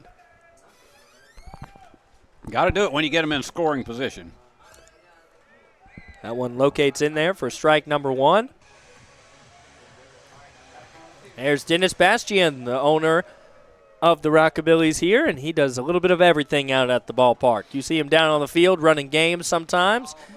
And visiting with a lot of the fans. He's got a long history in baseball. And that one way down there, ball number 1.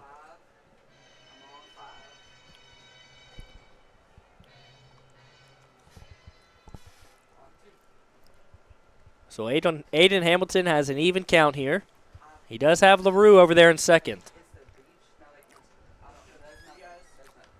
He gets that one, but it's foul. And now the count's 1-2. They got the charge chant going here at the ballpark.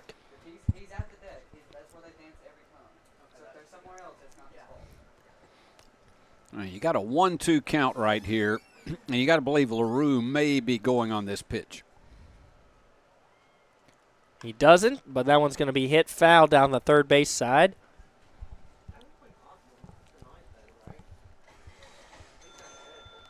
So it's the 1-2 count again.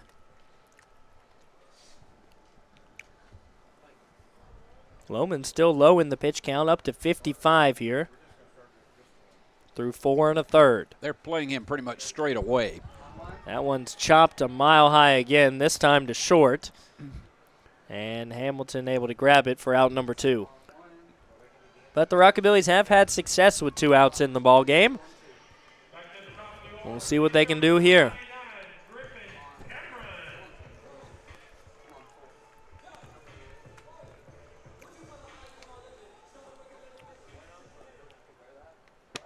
With 2 outs, they're 2 for 6.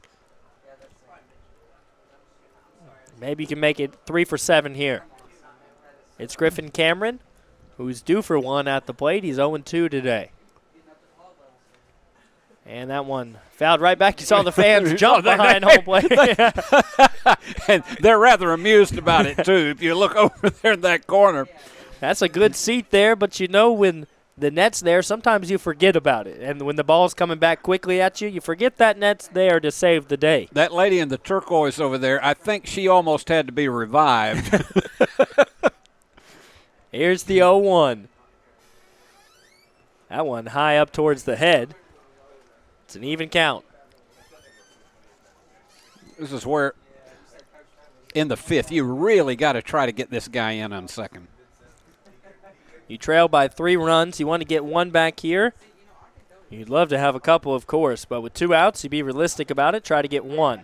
Outside, it's 2-1. JR's being escorted down the steps here. You'd think he was an old man the way they were having to help him down the stairs. I better not say that too loud. Here's the 2-1. That one down there at the bottom of the strike zone. It's 2-2. Griffin Cameron held off on it.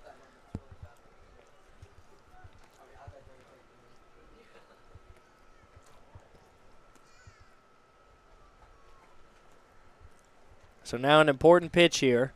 Griffin Cameron faces Lohman. 2-2, 2 outs.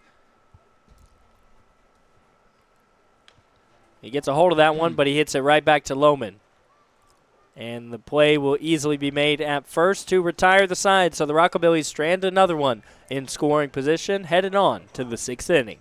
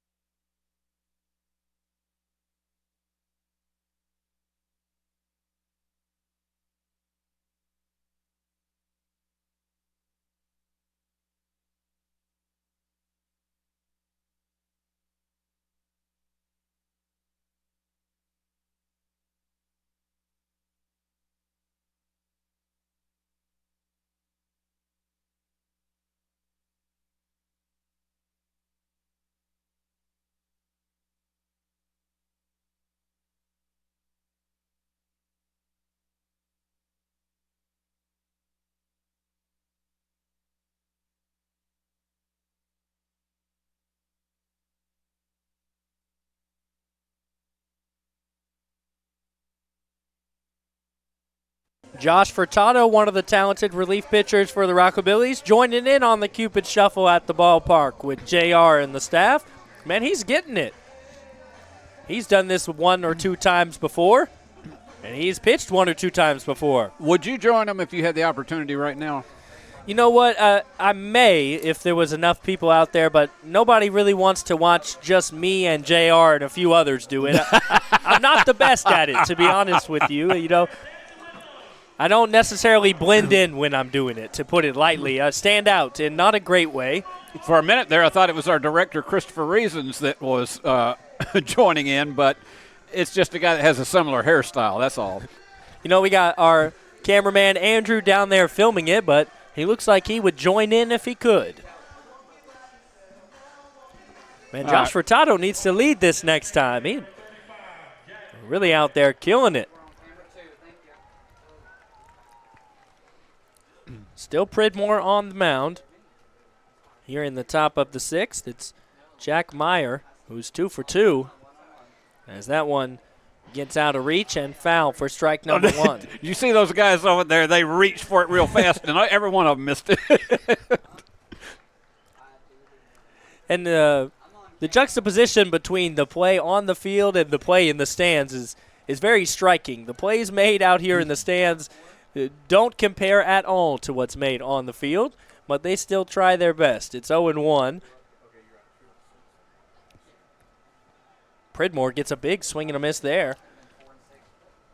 Now Pridmore's up to 83 pitches.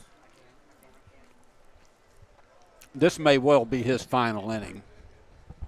The question will be, can he get through it here with just 12 pitches left and no outs? He'll have to work quickly. 0-2. They wanted that one there, but it's just a little bit low. The umpire even shook his head no to signal that it was not a strike. Had a little bit of a grin on his face when he saw that. He did. He could see it through his mask that he wears. That one's going to be hit out to left field, and it's down. Keeps it in front of him, so it'll be just a single. What a bullet throw out there from left. Kisnarich showing off the arm a little bit to meet the cutoff. And there you can see some of the purple hues in the sky. We mentioned the sunsets that are beautiful, and you got a little glimpse of it there. So Michael Long now at the plate. It has been an unconventionally perfect June day, though, because we didn't get the temperatures up above 79 today. That doesn't happen in West Tennessee very often in June. It was a beautiful day, and I'm sure the guys enjoyed that nice weather warming up for today's game out here with batting practice. And they check on Meyer over there at first. Now it's Michael Long who hit that big home run out to left field. Here's the pitch. He gets a crack in that one, but it's going to be out to Nico Jordan in right. Hit a mile high, but still an easy out. So Michael Long is retired. And there's one out here. How about a double play to have a great ending to Pridmore's outing today?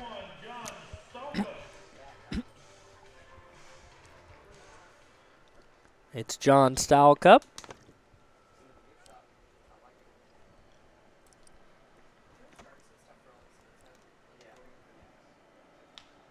That one's going to be hit. Could be a double play ball. Carter Vrabel had to go to first, and the throw's a little bit low.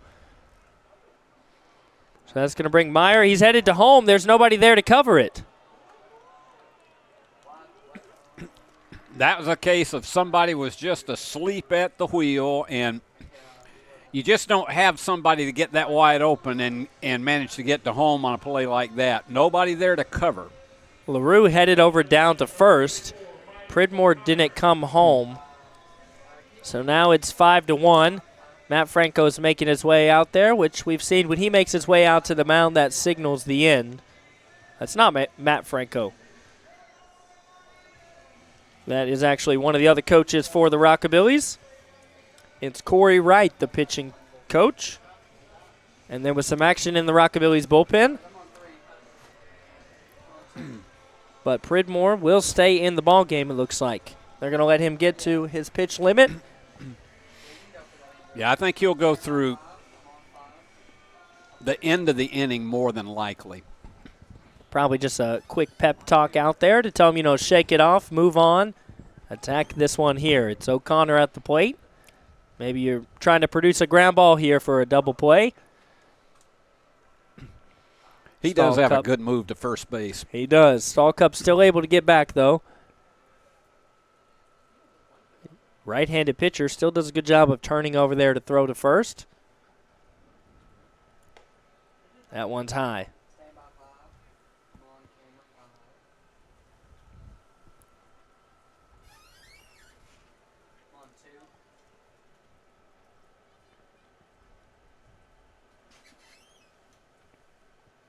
Here's the 1-0.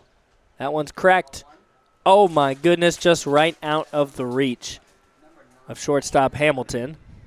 It's just a single. Stallcup isn't able to move over to third. Kisnarich able to get it in pretty quickly, but now we've got runners on first and second. And this is where you don't want to let it get out of hand. You still got the double play as a possibility. Now you've got action going here in the Rockabillys pen. It's number 9, Hayden Collins. That one's going to be hit right to third to Carter Vrabel. He throws to second, gets the runner, but the throw to first will be late. So he did check over at third to see if he could get him there, but he gets one of the lead runners at second. It's out number 2, and now runners on the corners. Good to see Dr. Chris Blair and his wife Ashley here at the ballpark tonight. They are just back from a trip to Europe, to England, with a number of students from Union University. One of those students, my girlfriend, who had a good time out there with the Blairs. And that one chopped right up, but it's going to be foul before it got out. Yeah, he hit the plate before it came back toward the pitcher's mound. So that would have been an easy play for Noah Pridmore over to first, but unfortunately for the Rockabillys, it bounces foul. I don't know if you can notice over here, but up in the stands, we actually have somebody here on a mid-June evening that has what appears to be either a quilt or a blanket.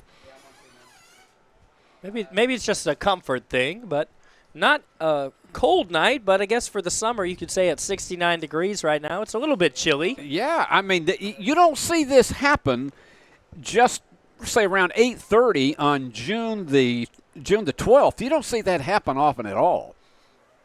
1-1 is the count. It's Heekney at the plate. He's 0 for 1, but he's walked twice today. He's the Taco K man today. He already struck out and got free tacos for everyone in attendance. Found straight back our way. I wonder if everybody goes to Taco Bell at the same time. You have to figure that if you're playing it smart, you might head to one of the Taco Bells on the other side of town, or maybe if you can put it off till tomorrow.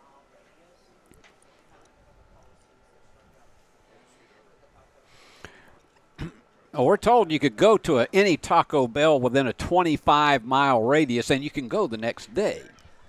And they call them to give them a heads up as that one's hit foul.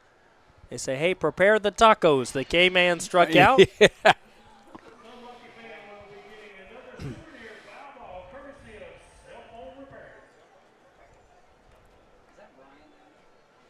So one strike away of getting out of the top of the sixth without doing too much damage. Runners on the corners. And Pridmore deals. That's upstairs for 2-2.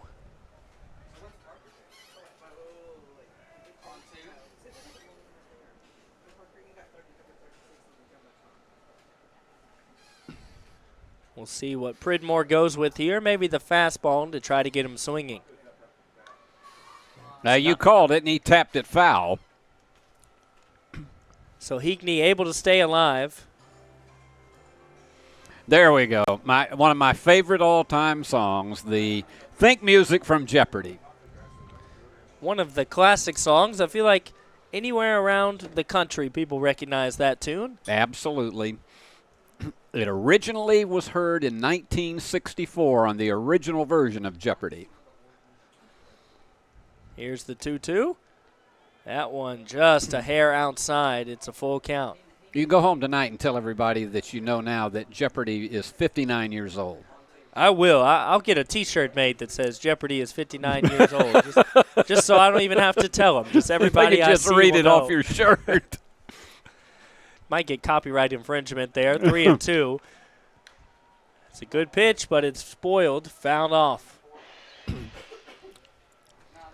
And a young fan trying to beat an older fan here at the ballpark in a sprint race for that ball.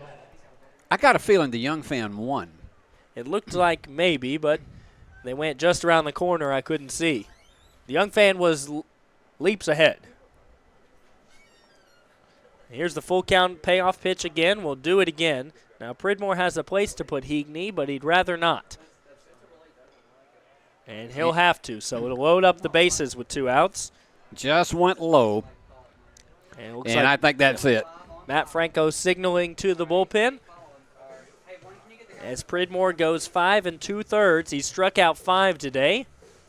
Just 3 of the runs were earned.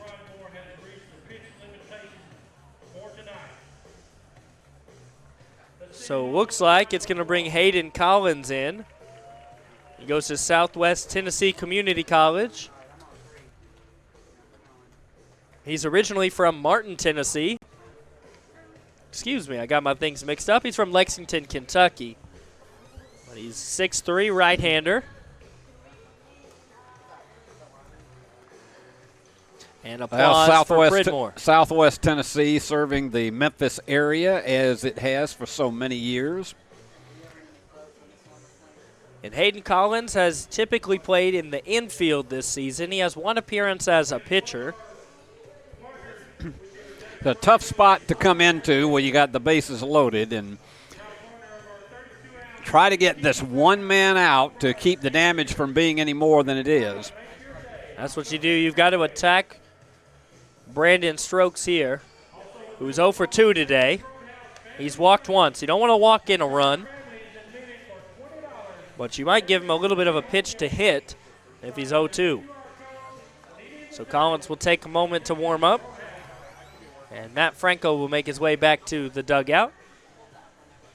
He's got a jacket on out there. And probably feels pretty comfortable with it tonight. Probably does. It's a little bit chilly, I assume, if you're just sitting there in a short sleeve shirt.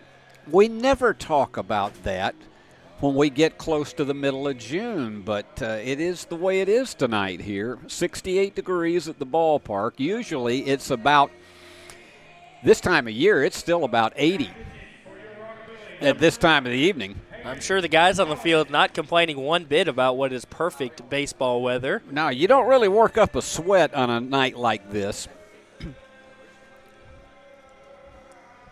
Now, this is one of the moments that you might work up a sweat in, though, and nervous sweat with the bases loaded and 2 outs. Trying to keep it as close as you can.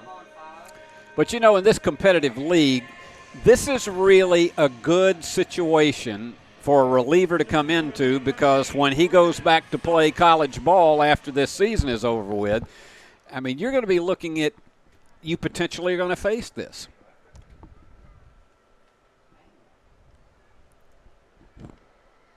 That one's down low. Ball number 1.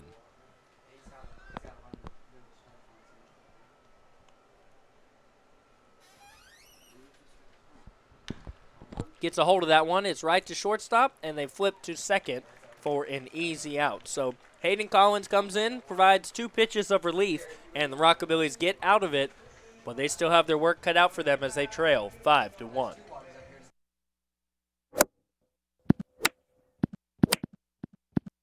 Serving the Jackson area for over 20 years. The name you can count on. Carlock Automotive. Carlock Nissan and Carlock Prestige, Van Drive, Jackson. Downtown is thriving, and the Blacksmith Restaurant is leading the pack. From the rustic dining room to the unmatched patio, eating local with family is what we're about. Live local, eat local, relax local. Do you want your smile to say it all? At Elite Dental Care, we'll make you and your family feel comfortable and secure with a variety of services and state-of-the-art care. We offer sedation dentistry that will make your time in the dental chair comfortable and relaxed. Come by and see our newly renovated and expanded office in Jackson, or one of our other convenient locations in Trenton or Dyersburg. Trust your smile with Elite Dental Care, and let your smile say it all. Here at Carlock Automotive of Jackson, we have it all.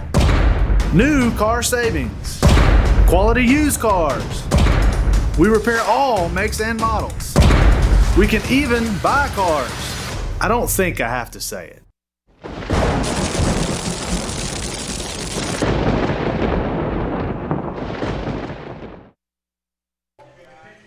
So here we are in the bottom of the 6th inning, about 2/3 of the way through the ball game, but it's Nico Jordan at the plate for the Rockabillys. Got to get Nico up there and then get McCutcheon and Bergman, Denton, get them all up there and get them on base. That's what the Rockabillys and the fans here at the ballpark would love to see. It all starts here with Nico Jordan. Here's the pitch.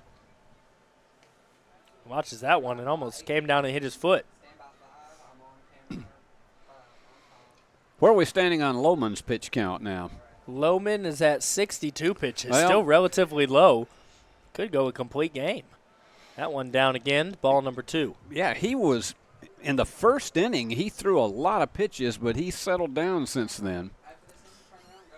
He's been cruising, even though he's given up a couple hits. Nico Jordan lines right out to the second baseman. They've had about 3 tonight that have been hard-hit liners, but right at somebody.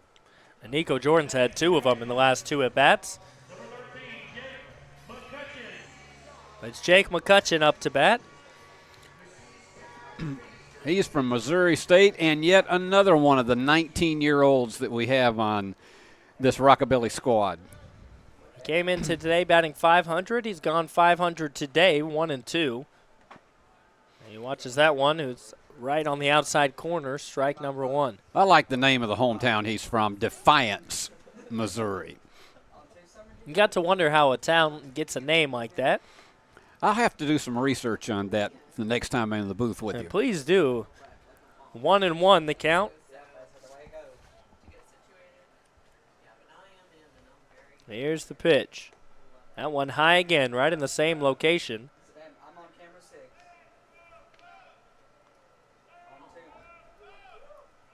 The Let's Go Goats chanting. Maybe it'll bring some luck. That one's a mile high. Second baseman's going to have to run in. He calls it off, and he makes back-to-back outs. You know, believe it or not, I'm looking at this right now. The population of Defiance, Missouri is 159. Oh, wow. It is an unincorporated community, and it is in St. Charles County, Missouri, which is just outside of St. Louis. But it was the final home of Daniel Boone. Interesting. So you've learned a history lesson from that tonight. We have, and I bet McCutcheon is the current pride and joy of Defiance, Missouri. That's the kind of thing that back in the days of Hee Haw, they'd say, Defiance, Missouri, home of 159 people. Salute. 1-1 is the count, and big swing and a miss there from Bergman. He's gone down swinging once. He's behind here 1-2.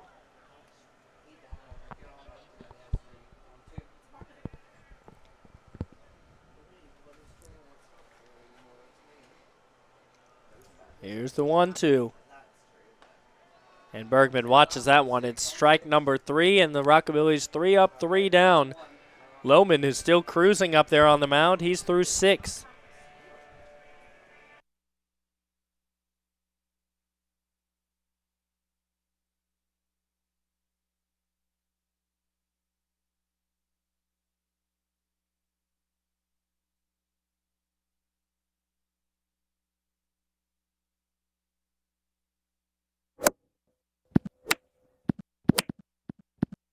Serving the Jackson area for over 20 years. The name you can count on. Carlock Automotive. Carlock Nissan and Carlock Prestige, Van Drive, Jackson. Downtown is thriving, and the Blacksmith Restaurant is leading the pack. From the rustic dining room to the unmatched patio, eating local with family is what we're about. Live local, eat local, relax local. Do you want your smile to say it all? At Elite Dental Care, we'll make you and your family feel comfortable and secure with a variety of services and state-of-the-art care. We offer sedation dentistry that will make your time in the dental chair comfortable and relaxed. Come by and see our newly renovated and expanded office in Jackson, or one of our other convenient locations in Trenton or Dyersburg. Trust your smile with Elite Dental Care, and let your smile say it all.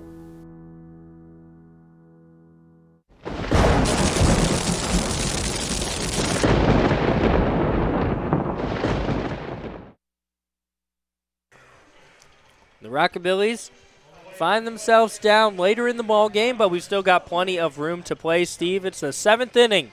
7th inning, a stretch is approaching hopefully quickly for the Rockabillys. Well, and this is where your relief pitching has to be strong right now. Easy ground ball and a great throw over to first. Produces the first out on the first pitch. Can't do any better than that. So Hayden Collins came in off 3 pitches. He got out of the last inning with the bases loaded. Here on 1 pitch, he gets an out here. Just his 2nd time pitching on the season for the Rockabillys. Typically plays infield. He's been active, of course, at the plate. Appeared in 6 games. That one's in there. Strike number 1. It's an even count.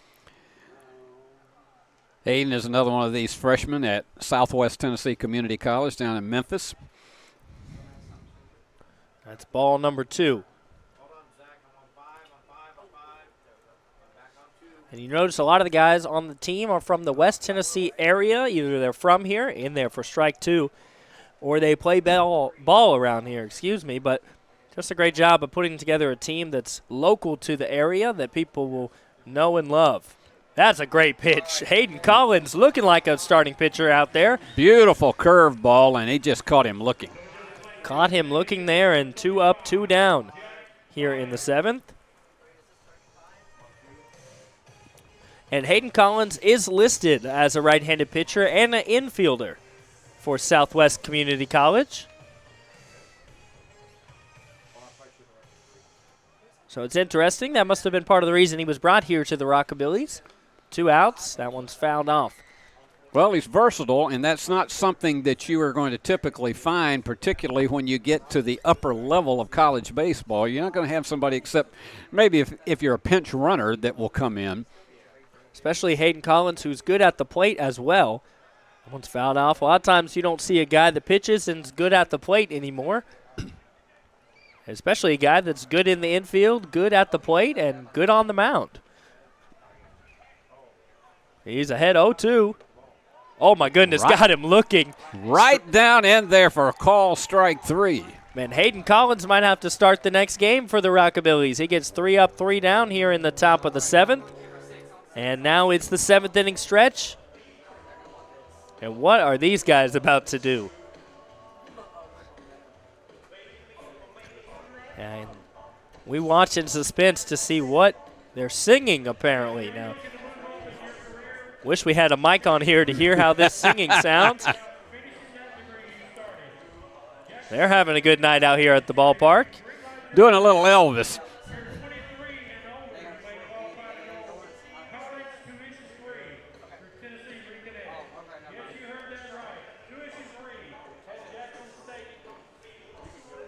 So it'll still be Lohman on the mound for the O'Fallon Hoots. He's been pitching great. He's been cruising so far. So they're going to leave him up there with 72 pitches. And unless anything changes, it's going to be James Denton, Carter Vrabel, and Kisnarich at the plate. That's 2 guys that have had success so far today. Vrabel has a double. Kisnarich has a double. So maybe here with these 3 guys at the plate, the Rockabillys can get some runs. These guys going to be singing "Take Me Out to the Ball Game" here in the 7th inning stretch.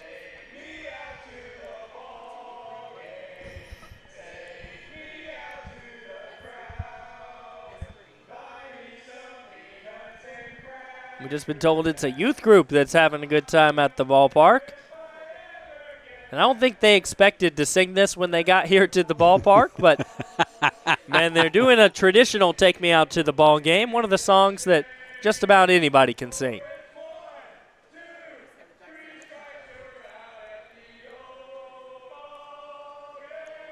How about that? The harmonies there at the end of that one. They actually knew all the words. That's the great part of it. And maybe that will be what the Rockabillys need to rally here in the 7th inning. The first baseman who's made some great plays over there, some scoops and stretches to get the outs, he's at the plate. Watches that one. It's strike number 1. Lohman has been a tough one to crack tonight. Here's the 0-1. And down there in the dirt is ball number 1, a rare pitch down in the dirt. Denton from Mount Prospect, Illinois. That one's high.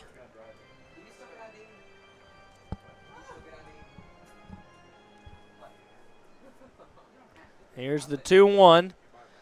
Denton trying to get it going. He watches that one outside. So good eye from Denton. He's ahead now, 3-1.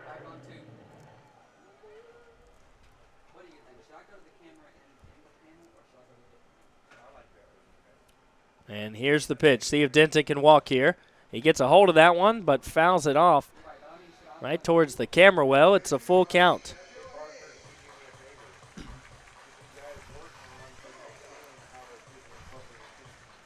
So an important pitch here to Denton.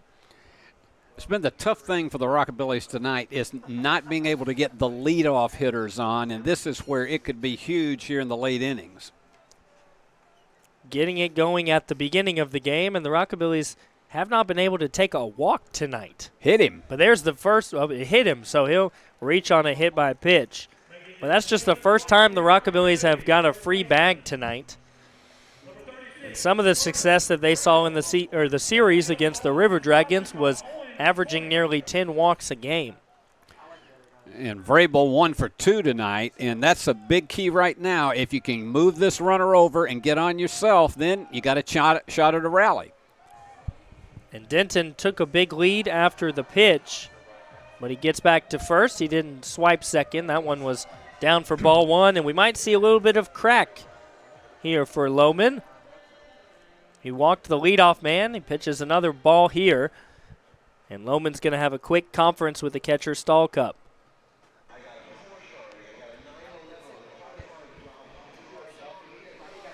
The interesting thing about Lohman is that he's attending the University of Health Sciences and Pharmacy, so you can see what he has ahead as a career in his chosen field. And if you ever want to learn information about these players, you can just go to the Rockabillys website. That one's cracked. It may be down, and it will be for a single right there in right field. Denton didn't take off too quickly for second because looked like it may have been playable, but Carter Vrabel now 2 for 3 today. And like I was saying, if you want to learn about these players, you can go to the Rockabillys website, rockabillysbaseball.com. There you'll click on team, go to the roster, and you can read profiles on these guys about what type of music they like, what their hobbies are, where they go to school, all different things like that. So just endless information that you can learn and get to know your team here in the Hub City. So Kisnarich has a double that drove in a run this game. See if he can get another one. And this is a guy that stands in at 6'6". So he has a very wide strike zone. He does. A lot of height for him as well. Here's the 1-0. That one inside. He checks his swing, so he's ahead 2-0. With Vrabel's speed on first, if you get a double down, he probably will be able to come around to score.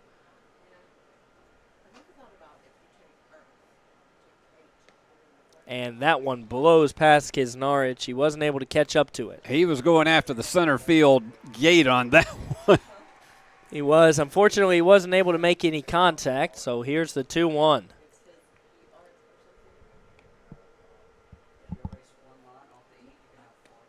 And that one down Main Street blows past him 2-2. Yeah, that one took a dip as it went across the plate. So Lohman now is at 83 pitches. This might be his last inning here. Maybe the Rockabillys will have more success against the bullpen or against Lohman here in what could be his final inning. Kisnarich able to foul it back to stay alive. That lady moved out of the way again up there. She thought it was coming right for her. She did, and maybe that's not the best seat for her.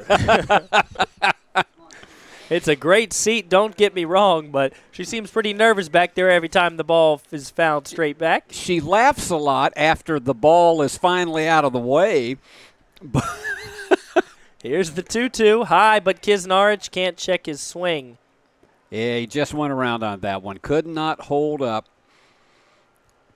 So Kisnarich will be set down swinging. There's only one out, though. 2 runners on. Now it's Dylan LaRue at the plate. He's 1 for 2 today. See what he can do here with 2 runners on. Dylan LaRue had a double. Double right now would probably bring both of these guys home.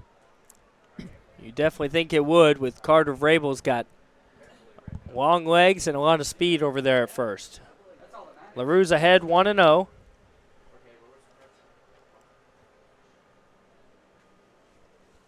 Here's the pitch. That one's in. Oh, gets the call on the corner for strike number 1. I thought it was inside. It looked inside from here, but he's been calling those low strikes tonight. He has. He calls that one to make it 1-1. Here's the pitch. That one fouled back again. She didn't jump this time. No, I think she saw it was going back to the back to the area to her right. Well, it's 1-2 now, so LaRue has to be careful with anything close. You realize we're going to make a regular out of her now.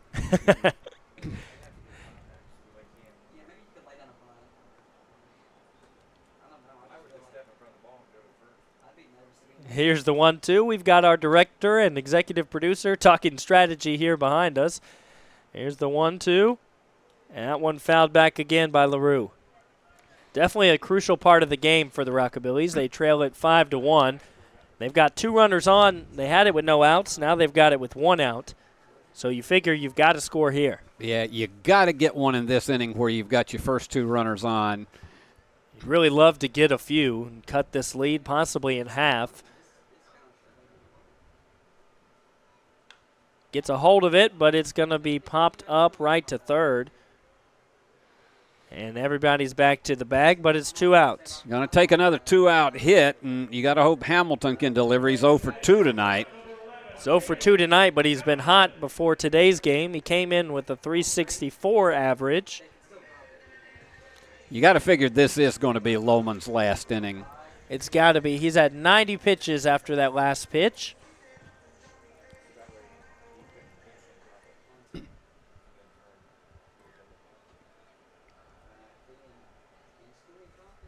See what Hamilton can do here. Oh, way inside. He has to get out of the way. Yeah, almost hit him.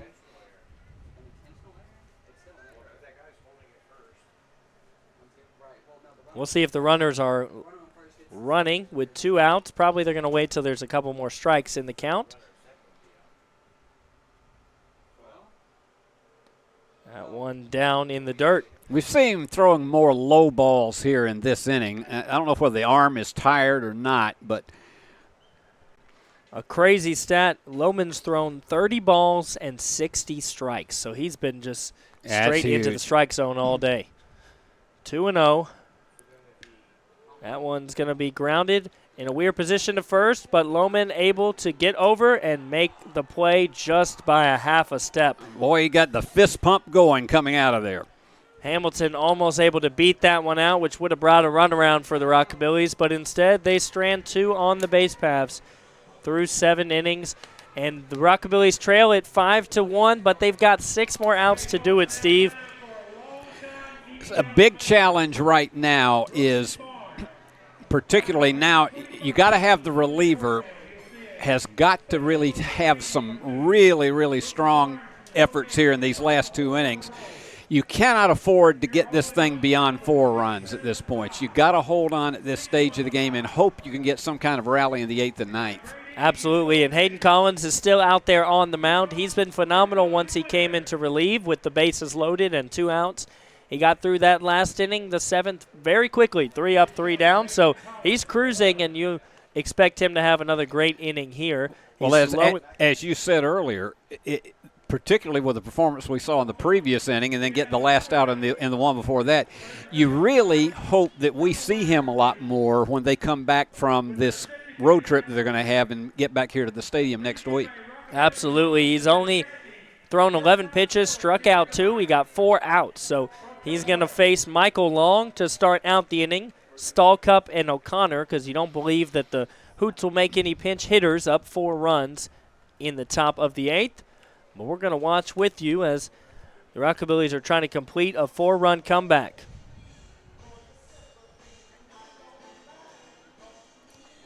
And the sun has fully gone down here at the ballpark. Michael Long, who has 2 RBIs, he hit that bomb. He's 1 for 3, though. Other than that, he's struck out once. He's up to the plate. This will be the first time that Collins faces him. That one's in there. Strike number 1.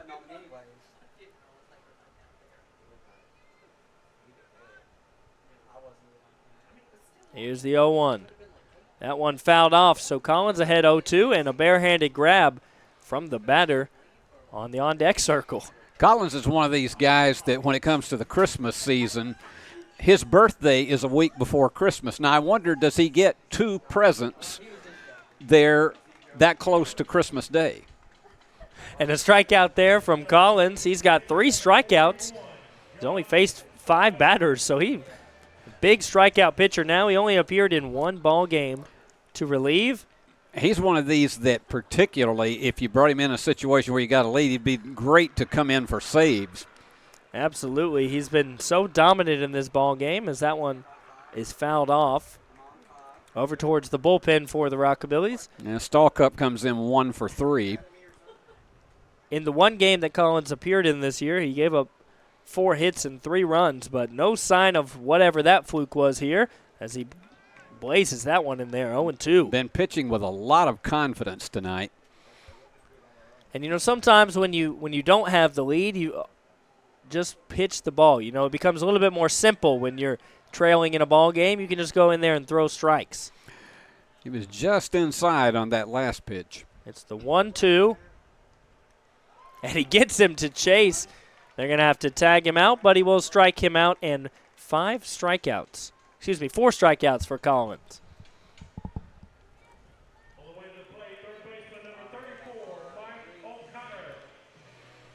O'Connor comes in 1 for 3 on the evening. And he was the only batter standing in the way of a 3-up, 3-down inning for Collins. He has not given up a walk or a hit since he came in to relieve. Well, they've come in with 5 runs on 8 hits tonight. And coming into this series against the Rockabillys, there's another fan jumping there as the ball is fouled back. He was pretty stoic, though, compared to the lady over here on the other side. He tried to play it off like he never jumped, but we saw it. 1-1 is the count. That went in there, yep. Beautiful pitch. So now Collins is 1 strike away, but the Hoots came into this series batting about 182 as a team. Yesterday they hit well. They're up to 194. Try to get him to chase that one. But, man, the Hoots that we've seen here in the Hub City have not been the Hoots that every other team has faced. No. They've flipped the script a little bit. 8 hits today. That one's in there. Got him looking. He strikes out the side yet again. So Collins is cruising, but the Rockabillys do trail this one by 4. They've got an opportunity here in the bottom of the 8th. They'll have 3 outs in the bottom of the 9th. Of course, that's how baseball works. But you got to think about it that way. Every out is just inching closer to letting this game slip away from you. You'd like to get at least 2 or 3 runs in this inning to make it an exciting 9th, and then also feel like you've got an opportunity to shave it down and then not have to leave it all for the 9th. Absolutely. You need to get some here so that you're not reduced to just 3 outs to get a 4-run rally going. You wonder, though, will Collins come back out for the top of the 9th? The way that he's cruising, I mean, just striking out batters left and right. I'd keep him in. You don't have anything to lose, especially if you're still trailing 5-1. But I know all the different players on the team have different restrictions set by their colleges and universities about, you know, what they want their player to work on this summer, what restrictions they might have on their player, and things like that we may not be privy to. But, I mean, Collins, if it's as simple as keeping him in or not keeping him in, you go with keeping him in here. Let's see who our reliever is coming in for First Lohman. time the Rockabillys are facing somebody besides Lohman, and sometimes, you know, that's the push that you need. I think this is Samuel Phelps.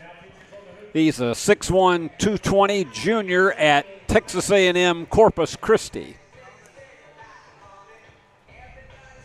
You know, sometimes you don't realize that a school is a school until you hear that somebody goes there. I didn't know that that was a place that you could attend. Yeah, there are a number of satellite campuses of Texas A&M, and of course the Corpus area, like so many cities in Texas, is just a growing, bustling area completely. Texas is now the 2nd largest state in population in the entire country. And College Station, where Texas A&M, the main campus is a city of its own. It's bigger than Jackson just from the students. Well, when Griffin Cameron comes to the plate, he's 0 for 3 today, so he's really due for something here, and maybe he can get the Rockabillys cooking here in the bottom of the 8th. I'll see if they can tee off on the reliever. You know, sometimes that change is just what you need. The reliever gets in your head, he gets going well, and you just can't seem to hit anything he pitches. Phelps is 6'1", 220. Cameron watches ball number 1. The crowd in on the Let's Go Goats chant, the nickname they settled in on for the Rockabillys. If you haven't put it together, it's a Rockabilly goat. That's why the logo is the goat. And JR, you've seen him. That's in there for ball number 2. So Griffin ahead here.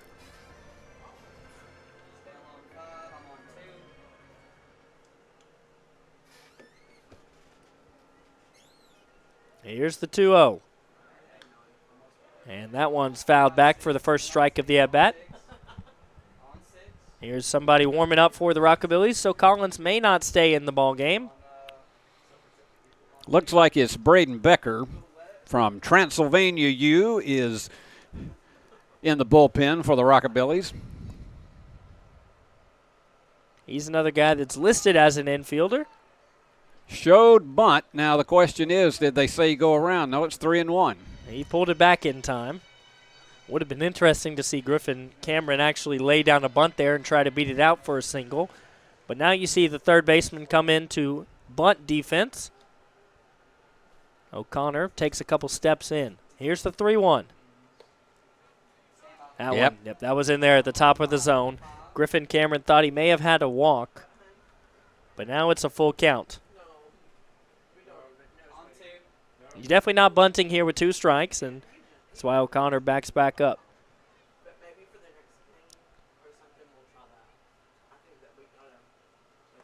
That one will walk Cameron. So Cameron does get his walk, and he's the leadoff runner here. Well, that's what you talked about, how the Rockabillys have been successful when they've gotten a lot of walks in a game. They haven't had many tonight, but to start the 8th inning and hopefully get a rally going, that's the key.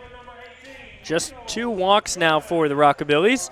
Nico Jordan, he's also due for one. He's been hot coming into today's game. Yeah, but hasn't had success today. 0 for 3 tonight. But now, with the pressure on here in the bottom of the 8th, you've got Cameron on first. Maybe he can get something going. That one's a little bit high. Ball number 1.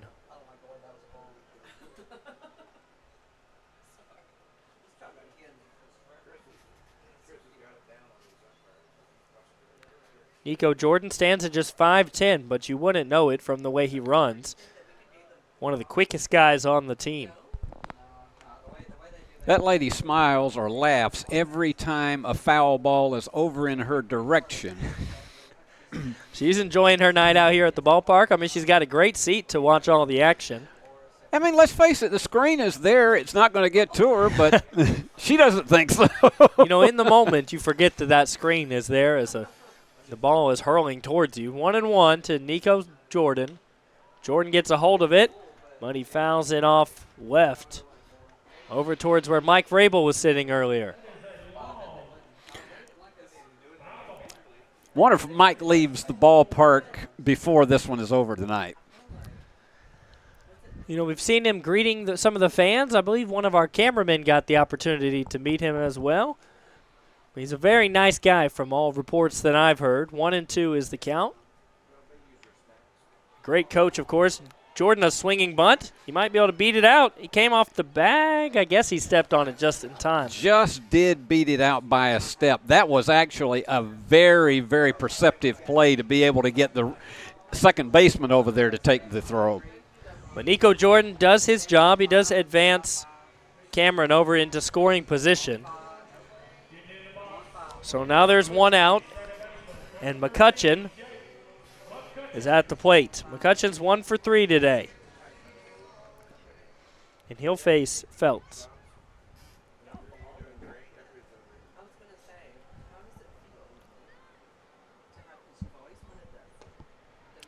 That one down, but he did go. Yeah, it dipped, and he was trying to go for it straight on with a line drive.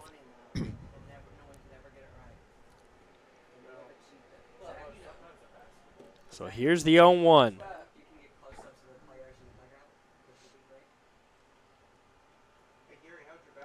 That one's inside, though. Ball number 1. They just have not been able to bunch a series of hits together this evening. Lohman did an excellent job pitching, and so it's really putting the pressure on the Rockabillys to try to make a rally here late. And that one will be fouled back into the net. The Rockabillys have 5 hits today, but it's only added together for 1 run.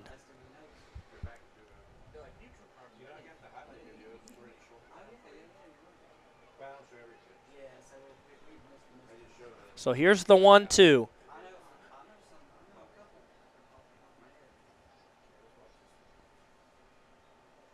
And down in the dirt, it's 2-2.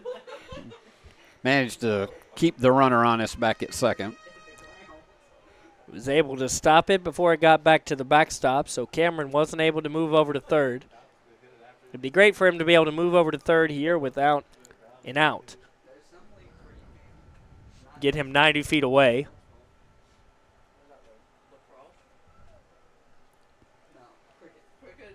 So here's the 2-2. McCutcheon is at the plate. He gets a hold of this one, but it's going to be playable in foul territory over by third. That one was only a half-mile high. So now it's 2 outs, and the Rockabillys down to just one more here.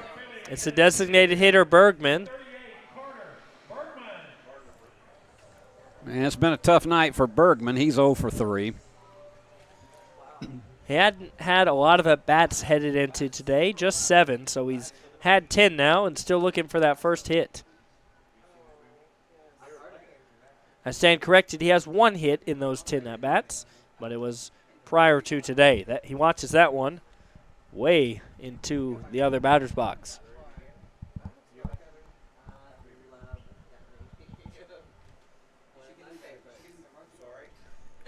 The 1-0.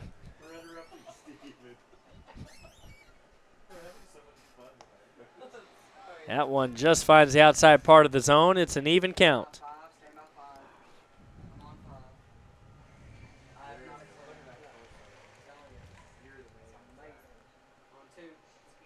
Bergman struck out twice today, but it's no better time than the present to get something going here.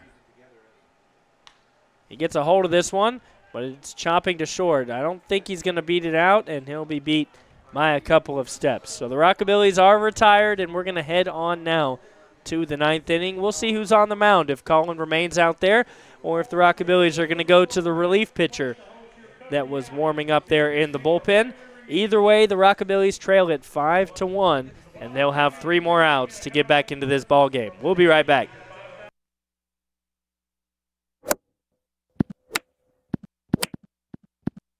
Serving the Jackson area for over 20 years. The name you can count on. Carlock Automotive. Carlock Nissan and Carlock Prestige, Van Drive, Jackson. Downtown is thriving, and the Blacksmith Restaurant is leading the pack. From the rustic dining room to the unmatched patio, eating local with family is what we're about. Live local, eat local, relax local. Do you want your smile to say it all? At Elite Dental Care, we'll make you and your family feel comfortable and secure with a variety of services and state-of-the-art care. We offer sedation dentistry that will make your time in the dental chair comfortable and relaxed. Come by and see our newly renovated and expanded office in Jackson or one of our other convenient locations in Trenton or Dyersburg. Trust your smile with Elite Dental Care and let your smile say it all.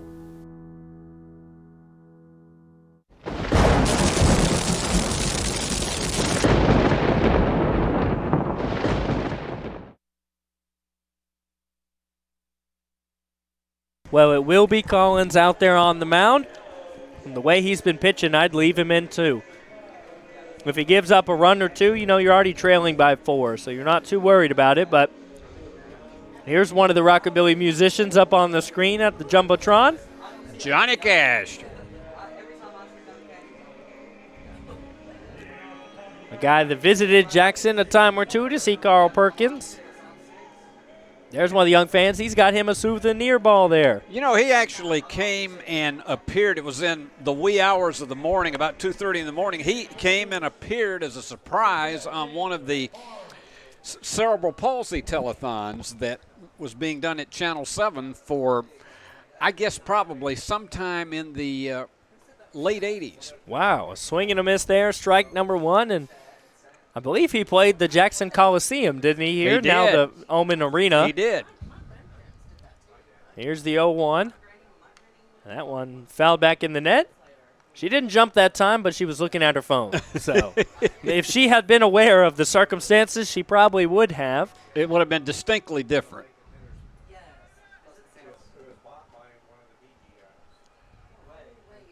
Collins ahead 0-2, looking for that 6th strikeout. And that one He loses control of it. It's headed out.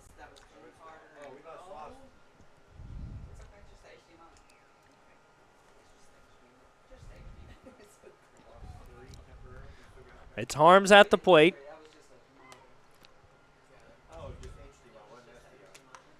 I mean, he golfs that one, but it's way foul.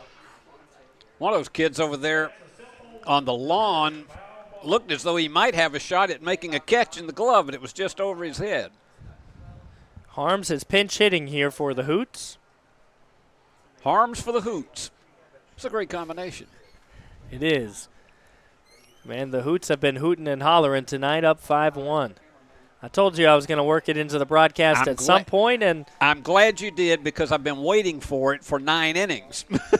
well, there was the moment. 2-2 is the count.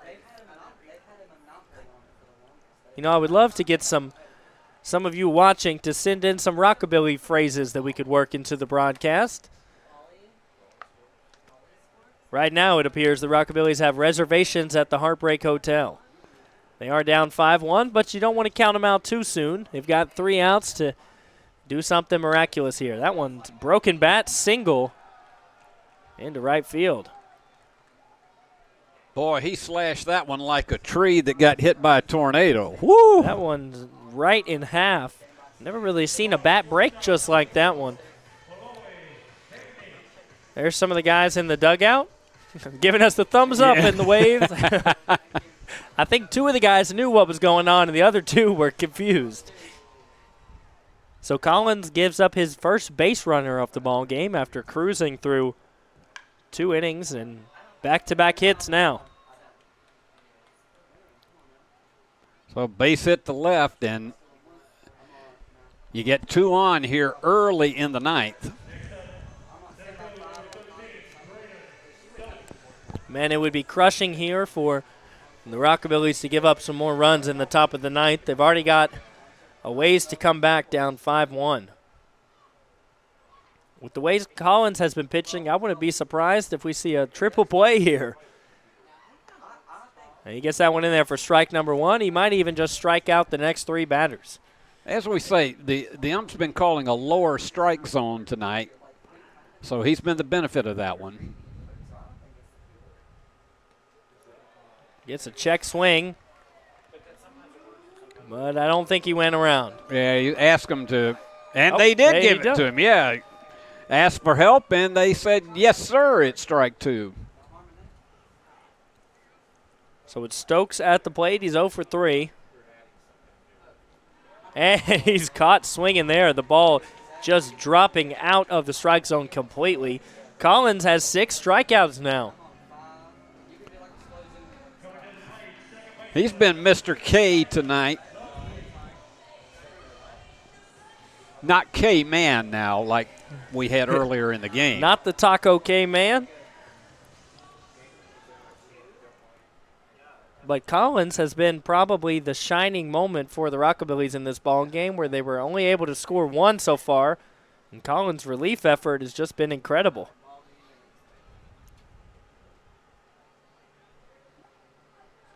To strike out 6 in 2 2/3. He checks the lead runner at second, goes to the plate. That one my. Heavily hit out to left, but is it fair or foul? That's out of here. The Blue Monster has swallowed up another one, and this one is a 3-run blast. Collins was trying to talk to the umpire about it, but that is just crushing. As Ludwig goes yard here. He was 0 for 4 before that swing. And that one probably just landed out there near I-40. May have hit a semi-truck. We had one early in the game in which the sun was still out, and boy, he got everything on that pitch. That one was a mile high when it went over the wall. It probably went over the clubhouse out there in left field. Now it's Beatty at the plate, so Collins' perfect relief stint is over now as 3 runs come around. Strike number 1. Collins goes right back to it. That one is cracked but foul. So now the Rockabillys trail by 7 runs. Collins almost got him to go around on that one. The bottom just falls out of that pitch, Steve. Yeah, in particular, if he's hitting it right outside, that's where it really tends to dip. Same thing there. He went right back to it. Didn't get a swing either time, so now it's 2-2. Well, it's been a quick ball game here tonight. And a swing and a miss there. Collins gets another one. Strikeout number 7, but damage has been done here in the top of the ninth. Boy, you think about that home run was one of these that I think it even fooled the hitter because I don't think he thought it was going to go that far, and it just kept carrying and then just blew out of here. Just kept going. And it looked like it was foul because it was maybe on the other side of the foul pole, but it was well over the wall by the time it had curved over there. You bet it did. And that one's a little bit high. Ball number 1. Jack Meyer, who's 3 for 4 today, is now at the plate. So the narrative that I was pushing at the beginning of yesterday's game and today's game about the Hoots not being a good hitting team, well, today they've put together 11 hits. So 1-1, maybe they're turning the tide of their season. They came into Jackson 2-7. After yesterday, they were 3-7, but it looks like if things go their way, they're going to be 4-7 by the end of today, which would be the same as the Rockabillys. They're 4-6 right now. That one curves into the strike zone. That one. Great pitch there from Collins. 2 for 2. That home run pitch, he just got up hanging a little high. And he was headed to home and maybe didn't like the step that he took. He kind of. That's an unusual. You rarely ever see a pitcher hold on to his pitch stepping off the mound like that.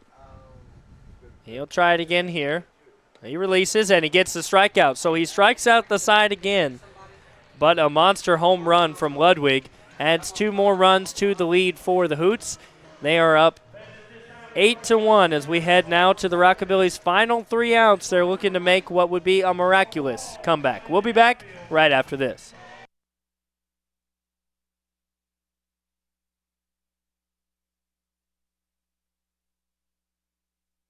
The Ball Game Blitz Sports Network by Worthy Road Studios. With over 750,000 views in 2022, we are where you need to advertise. Please subscribe to our Worthy Road Studios YouTube channel and join the other 4,000 subscribers watching local sports, including Union University, USJ, TCA, Jackson Christian, and Peabody. Our multi-camera broadcasts include slow motion instant replay, on-screen scoreboard and graphics, and professional announcers. Thanks to our sponsors who make it all possible. Ball Game Blitz Sports Network by Worthy Road Studios, the premier sports broadcast network in West Tennessee.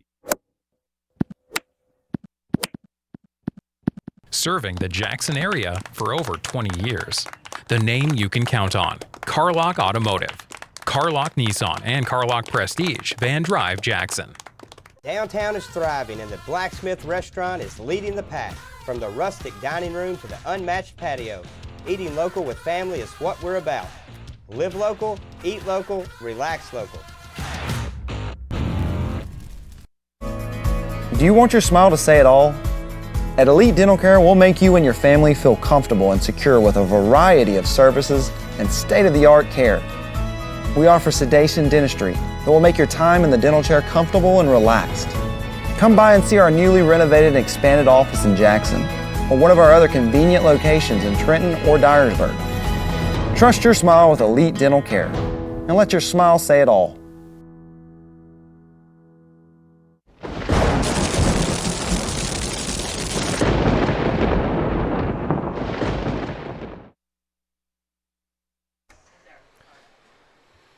So the Rockabillys have 3 more outs here. It's Denton at the plate. Here comes the first pitch, way inside. It's still Feltz on the mound. He gave up 2 hits in the last inning. Well, a walk and a hit, but those runners were stranded. Managed to get out of the jam and Then was added with 3 runs on that big home run in the 9th. 1-0 was inside, but the catcher framed it, and he gets the call 1-1. Trying some call and response here. Are we sure Ric Flair's not out here in the crowd, because I'm still hearing the Ric Flair woo? It's 1-1. And that one's going to be hit right to third. It's a tough play, but he gobbles it and throws the bullet over there for out number 1. Caught it on the other side of his body, stepped into the throw. We've seen some really, really good infield plays from both teams tonight. We have, and unfortunately a lot of them have gone O'Fallon's way. Now it's Carter Vrabel, who's 2 for 3.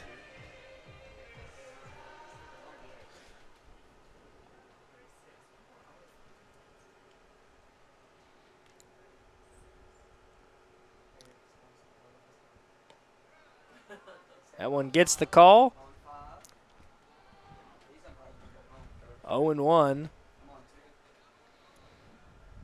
This is the part of the ball game where the strike zone maybe increases a little bit here. It just widened and maybe lengthened a bit.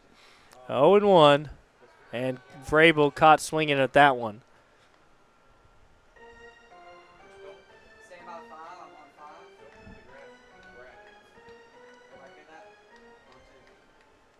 He's got his dad's height for sure. 0-2 here, but he got a tall frame.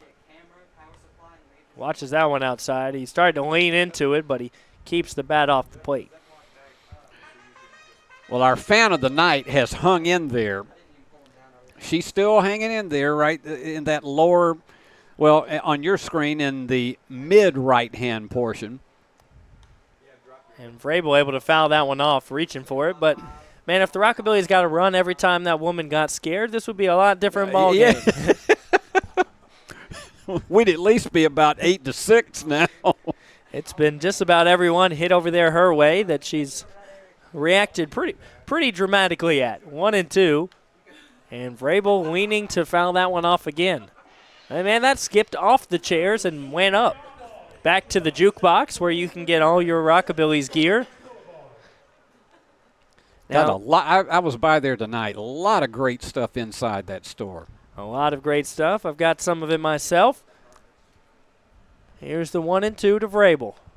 And he watches that one. He knew it. He just took a look at that one. He knew it as he turns and heads back to the dugout. The Rockabillys reduced to their final out here. It's Kisnarich at the plate.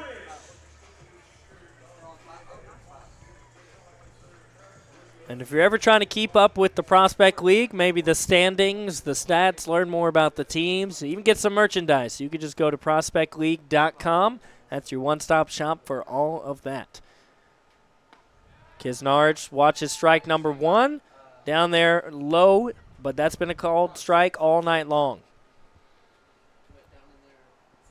What's been a problem for the Rockabillys tonight is the lack of walks and not being able to string together hits, Steve. You've just had too many situations where they could only get one. I think we've only had one inning where they've had 2 men on base at once. And the pitching has been surprisingly strong for the Hoots tonight. It has, and the Hoots bats have been very active as well. 11 hits for them. I mean, they have had a great day at the plate, had a great day yesterday. That one's in there, and the Rockabillys down to their last strike. The Hoots walked 3 times today. The Rockabillys walked just twice.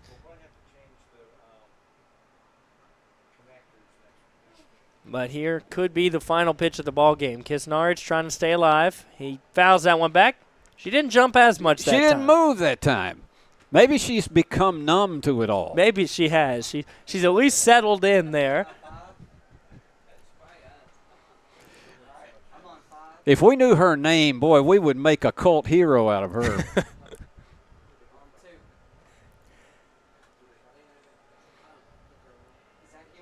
Kisnarich trying to keep the Rockabillys' hopes alive here. And swing and a miss. So he is retired. That's the end of the ball game. The Hoots come to the Hub City. They get a 2-game series sweep off really hot bats from them. Just great day of hitting. I mean, they hit 2 over the Blue Monster out there in left field. that was good for 5 runs there. That beat the Rockabillys just on those 2 swings.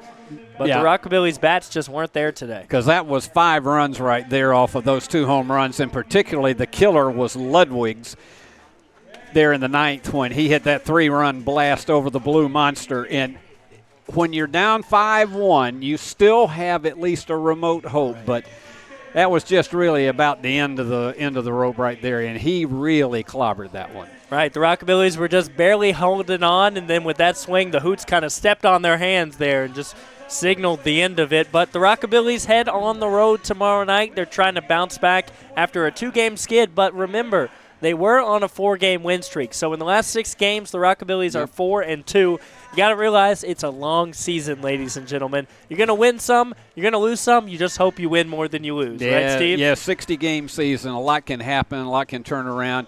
And I think the really bright spot tonight was Collins and his strikeout pitching on the mound. He was really mowing them down, except for the one pitch that sent that 3-run homer out of the park. He absolutely was a tough reliever tonight. Right, and that's the thing that you really hope continues for the Rockabillys. You've got to look at those bright moments. You know, a good day hitting at the plate for Carter Vrabel.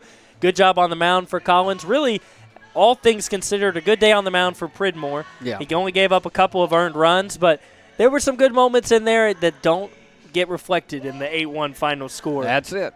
But the Rockabillys are headed on the road for a long road trip. Tomorrow they head out to the Cape, and it's going to be a tough one. They face the Catfish that are 11-0 on the season. They've been just running over everybody. So maybe the Rockabillys can get one tomorrow night against a divisional opponent. Then they go and continue that road trip. They'll be back here Monday night for another Military Monday, and we would love to see you out at the ballpark. Get your tickets, get some tickets for your group, maybe one of these nice boxes that we're enjoying here tonight. But as always, here is our team from Worthy Road Studios. I'm Alexander Bitterling on the call. Tonight we were joined by the one and only Steve Beverly. Steve, thank you so much for coming out tonight. My pleasure. And, of course, we are directed by Christopher Reasons. Our producer is Summer Sturgis. Both of those people doing a phenomenal job of bringing this broadcast here tonight. And our cameramen that make this all possible, Eric Inman, Andrew Burris, and Zachary Henson. But we couldn't do it without the one and only Paul Schulze, who, as my friend Steve Beverly likes to say, the ever-cool, ever-present Paul Schulze. So thank you so much for tuning in here on Prospect League TV and Ball Game Blitz. We thank you so much, and we will see you again a week from today, next Monday, and the Rockabillys will be having a win here at home. I'm going to go ahead and put that out on the table and call it. After a tough last 2 days, the Rockabillys are going to find their stride on the road trip and bring that energy and that luck here at home. Good night from us here at Ball Game Blitz. We will see you on Monday. The Ball Game Blitz Sports Network by Worthy Road Studios. With over 750,000 views in 2022, we are where you need to advertise. Please subscribe to our Worthy Road Studios YouTube channel and join the other 4,000 subscribers watching local sports, including Union University, USJ, TCA, Jackson Christian, and Peabody. Our multi-camera broadcasts include slow-motion instant replay, on-screen scoreboard and graphics, and professional announcers. Thanks to our sponsors who make it all possible. Ball Game Blitz Sports Network by Worthy Road Studios, the premier sports broadcast network in West Tennessee.